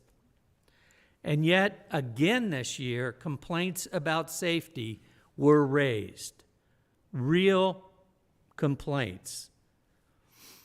And while this amendment to the plan does not address all the safety concerns raised, in my opinion, it does address the biggest issue by providing separation between the roadway and those using the path. And I feel that safety is the primary objective of this plan. The town and council has heard on multiple occasions the importance of pedestrian, bicycle, and auto safety. It's stated in our comprehensive plan. Year after year, it is stated as one of, if not the most important issue to our citizens. Yet still we know that this is not a perfect solution. But I believe it is the best practical solution to enhance safety along this well-traveled route. We can't force people to use it, but I think the majority of people will use the new path. It doesn't solve all the safety concerns that have been raised, but I think it will make that entire route safer than it is today. And it will not eliminate the possibility of an accident, injury, or worse on those 3 streets, but I do think it will reduce the possibility of an accident. So, what's the bottom line? Where do I stand?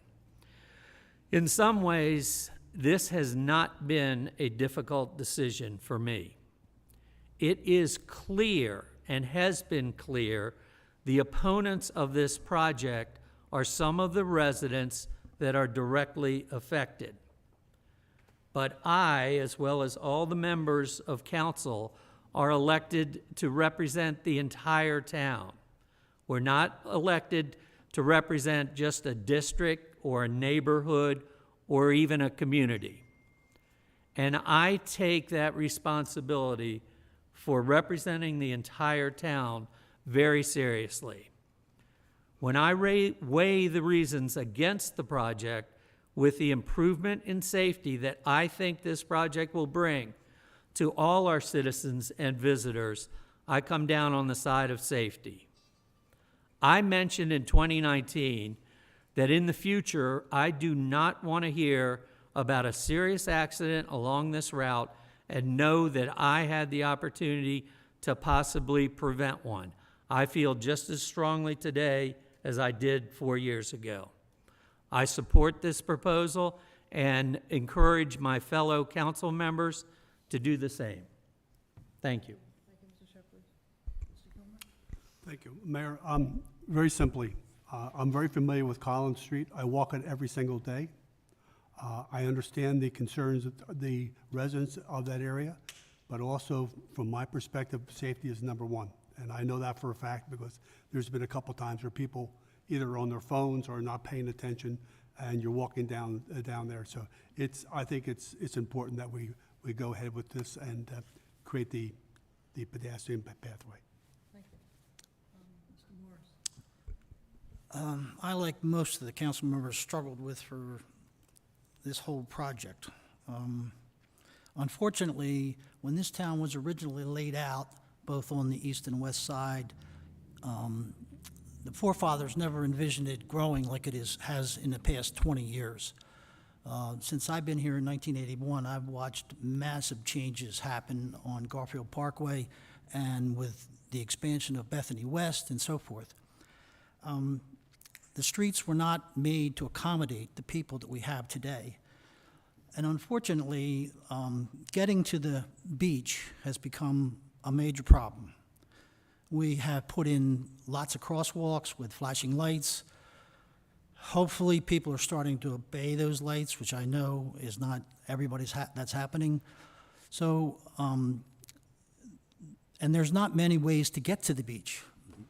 As has been stated, over a third of the people that live in Bethany are in Bethany West. And where are they going to go? They take the path of least resistance, which unfortunately happens to be Collins Street.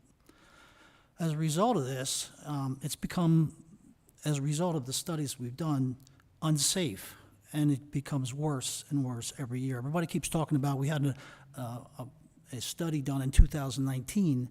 Well, since 2019, it's gotten worse every year. We came up with an original proposal that most of the people on Collins Street said, it's not safe enough. So we went back and we said, okay, we can make it safer. We're going to add what you requested for. We're going to do speed bumps. We're going to do the speed signs. We're going to put in any number of things, everything that you've asked for. It's almost impossible to solve all the problems. And like it's been stated by several of the people, we represent the whole town, not just Collins Street. It's unfortunate that Collins Street seems to be the target, as everybody seems to think it is.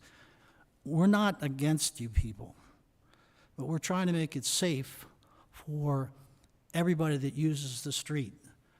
I, like Mickey, spent 45 years with DuPont, and safety was driven into us every month about what could happen, And the only way you prevent it from happening is address it up front. And that's what we're trying to do. If we didn't do this and something happened, like we had a young person killed on Kent Avenue because they were riding a bike, could that happen on Collins Street? Absolutely. In the past, we said we were going to stop. We couldn't get DelDOT to give us the right-of-way on Kent to put something there. They have now said they will do that. So now it becomes a path that is safe all the way through, including crossing the highway. So I'm in favor of this. Thank you, Mr. Morris. First, I want to thank everyone who participated in the January 13th meetings, the 2 special meetings we held, and new people who came out here today, and to everyone who submitted comments. I realized in reviewing the videos of the January 13th meetings and also in rereading the comments that there is some misunderstanding regarding the purpose of our asking for public comment. For example, there were comments such as the following, which was addressed to the council. Doing your job would be doing what we like you to do. And another said, it's council's job to represent their constituents who are overwhelmingly against this. And there are 2 points I'd like to make about this. First, in asking for comments, we're not asking for a vote. This is not meant to be a referendum where citizens vote a project up or down. If that were the case, there would be no need for a council whose job it is to thoughtfully weigh all the facts and comments and decide what's in the best interest of all property owners and the town. So whether it be at the federal, the state, or the local level, the purpose of public comment is to provide input from the citizens to the governing body so that the governing body in turn can weigh the input and take that into consideration and make the best decisions it can make. And second, regarding the comment that those affected are overwhelmingly against this, with all due respect, I'm not sure that's an accurate statement. We don't know that for sure. There are 58 properties on Collins between Fairway and Kent Avenue. We have heard from 24 of those property owners, which is 41.4%, not even half of the property owners. The owners of 21 properties, and one person owns 3 properties, have commented and are opposed. That's 36% of the properties. 3 are in favor. However, we have not heard from 34 property owners who represent 58.6% of the properties on Collins, and that's the majority. They all received registered letters advising them of the plan and the January 13th meeting, and apparently they did not feel strongly enough to comment for or against the proposal. In my perspective, in weighing the comments received, I didn't see any compelling reason to not proceed with the project. None of the reasons presented outweigh the paramount need to provide a safe pathway for pedestrians on Collins. In fact, the reasons presented in opposition to the current proposal are essentially the same arguments that were put forth and answered in 2019. The thrust of the arguments opposing the proposal seemed to be that the council should try the alternate measures suggested by commenters with the hope that it will drastically reduce the volume of vehicles on Collins. And these include additional speed bumps, the electronic speed indicator, directing vehicles away from Collins by posting local traffic only, or making Collins a one-way going west, making the trolley free, and forcing pedestrians to use Route 26 rather than Collins, and posting the lower speed limit even though it cannot be enforced. In my view, some of these suggestions are appropriate and consistent with Delaware law, DelDOT's Manual on Uniform Traffic Control Devices, as well as the Manual of Traffic Calming Devices, including the installation of the additional speed bumps, as well as the electronic speed indicator, and eliminating the 25-cent trolley fare. However, as was explained by Mr. Lober in 2019, and again at the January 13th special meeting, making Collins one-way was briefly considered in the earlier studies, but it was quickly rejected because one-way streets have to have an established pair. And what does that mean? Well, according to DelDOT's Traffic Calming Design Manual, that means that there would have to be a second parallel one-way street so that the resulting traffic volumes on each of the streets will be lower than the traffic volume carried by the original higher volume street. In this case, that would be Collins. And unfortunately, the fact is that there is no comparable street to serve as a one-way parallel pair for Collins. And a local traffic only restriction, as Mr. Lober explained, cannot be enforced. In addition, most of the alternate recommendations, the additional speed humps, the electronic traffic sign, only address one of the two issues on Collins, and that is traffic volume and speed. They do not address the second issue, the fact that there is no safe area for the high number of pedestrians to walk on Collins. Both the 2005 and 2017 traffic studies that were done on Collins recognized and addressed these as two separate issues. Both recommended that the calming devices such as speed humps and stop signs be installed, in addition to giving pedestrians and bicyclists a safer and designated area to walk and ride. Some commenters suggest both now and in 2019 that the more pedestrians that are walking in the street, the better it is. In their view, these pedestrians slow traffic. In effect, they're recommending that pedestrians be used as traffic calming devices. The fact that there have been no fatalities to date shouldn't justify failing to provide a safe pathway on Collins. In 2019, I quoted from a traffic safety study, and I'll repeat that quote again. Sidewalks should not be installed as a monument to the dead. I strongly agree with that statement.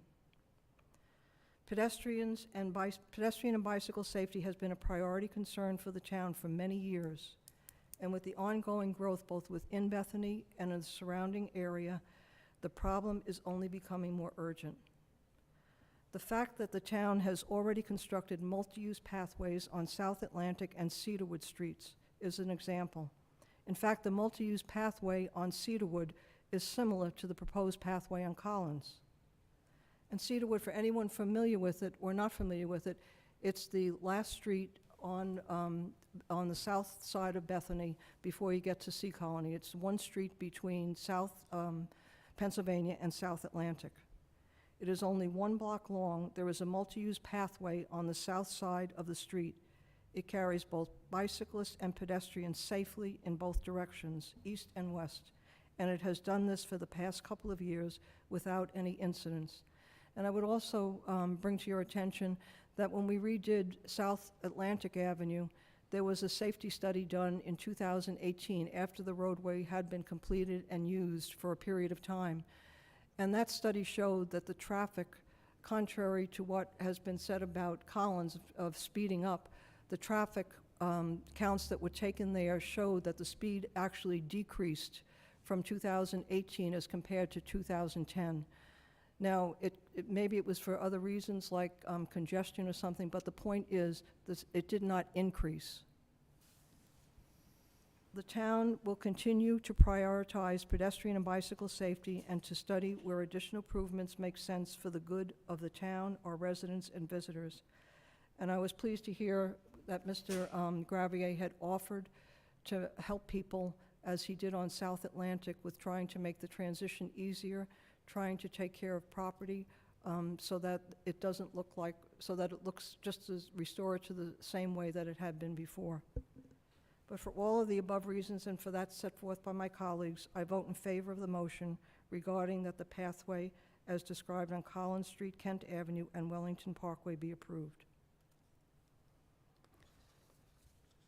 So I think, just as a formality, all those in favor, please signify by saying aye. Aye.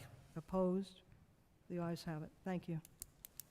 And thank you all, and thank you also, too, for the heads up on the stormwater management. We'll take a look at that as well. We still have other business. Yes, and we still have other business here. Well, everybody's, The next item on the agenda, I'll give anybody who wants to leave, please, you feel free to do it. And thank you for coming.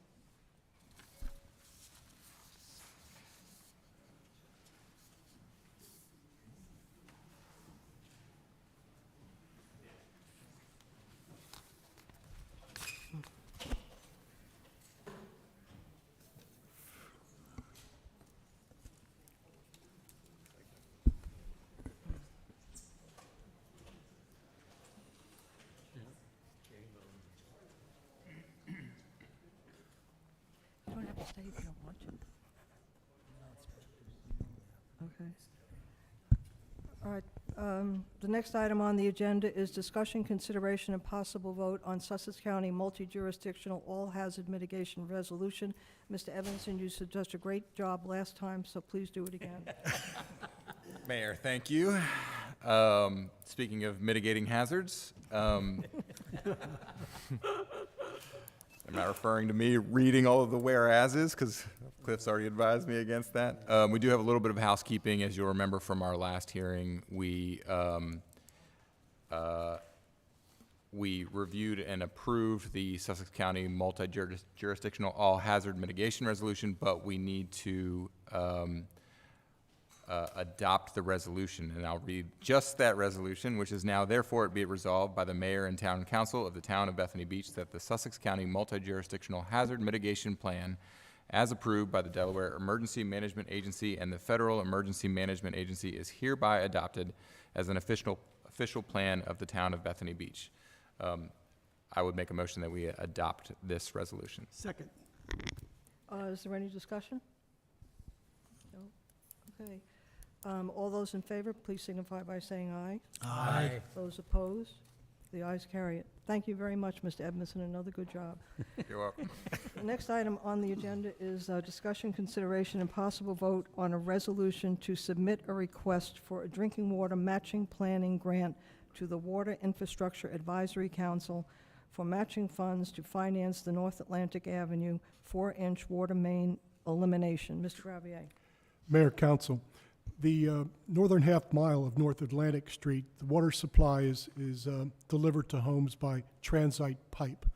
Transite pipe is used for many decades. It's been phased out now because of PVC pipe, but transite has an asbestos component. It doesn't shed the asbestos, but it does have an asbestos component. The piping is the oldest piping we have in town, and we're planning to remove it along with some of our older connections on the north side of Atlantic, and that area is one of the older portions of town that's still standing. In order to do that, we're looking for grant money. In order to proceed with that grant money, we need to have a planning or a design to move forward with. This is a copay where we pay half the dollar, which is $50,000, and in passing the resolution, we make application to the stormwater, the wastewater group to fund the other $50,000. The resolution is, therefore be it resolved, the council of the town of Bethany Beach, there directs the Water Department to submit a wastewater planning area grant application to the Water Infrastructure Advisory Council for up to $50,000 in matching funds to assist in funding the North Atlantic Avenue 4-inch water main elimination project. So a motion, if you would want to proceed with that. Anybody want to make a motion? So moved. Second.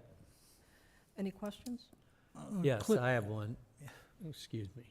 Is the total, the $100,000, is that what we think this replacement project's going to cost, or? The total you can get. No, this is Yeah, just right. this is for the engineering, to help with the engineering and design. Okay. Only, yes. Just the design. Yes. That was my question. You stole my question. Well, you answered it. You asked it better. Any other questions? Okay. Hearing none, we have a motion on the floor in a second. All those in favor? Aye. Any opposed? Well, the ayes have it. I got you. Okay, thank you. The next item, discussion, consideration, and possible vote to add Tim Switzer as a member of the Bicycle and Pedestrian Safety Committee. Mayor. Thank you very much, Mr. Kilmer. Mr. Hinman had approached me and asked me if it would be possible to add Tim Switzer as a member of the Bicycle and Pedestrian Safety Committee. And as you know, the committee has been very active. Mr. Switzer has been attending these meetings, and you have a copy of his background there and his desire to be on the committee. And I think he'd be a very good addition to the committee. So I would recommend, I make a motion that we approve adding Tim Switzer as a member of the Bicycle and Pedestrian Safety Committee. I second. Any further discussion? All in favor? Aye. Opposed? The motion passes. Well, there's nothing else on the agenda, so can I have a motion to adjourn, please? So moved. Second. Second. Thank you. All those in favor? Aye. Opposed? Thank you very much, everyone. Aye, aye. Could you pick that up for me? Very proud of the whole area. You guys did a good job.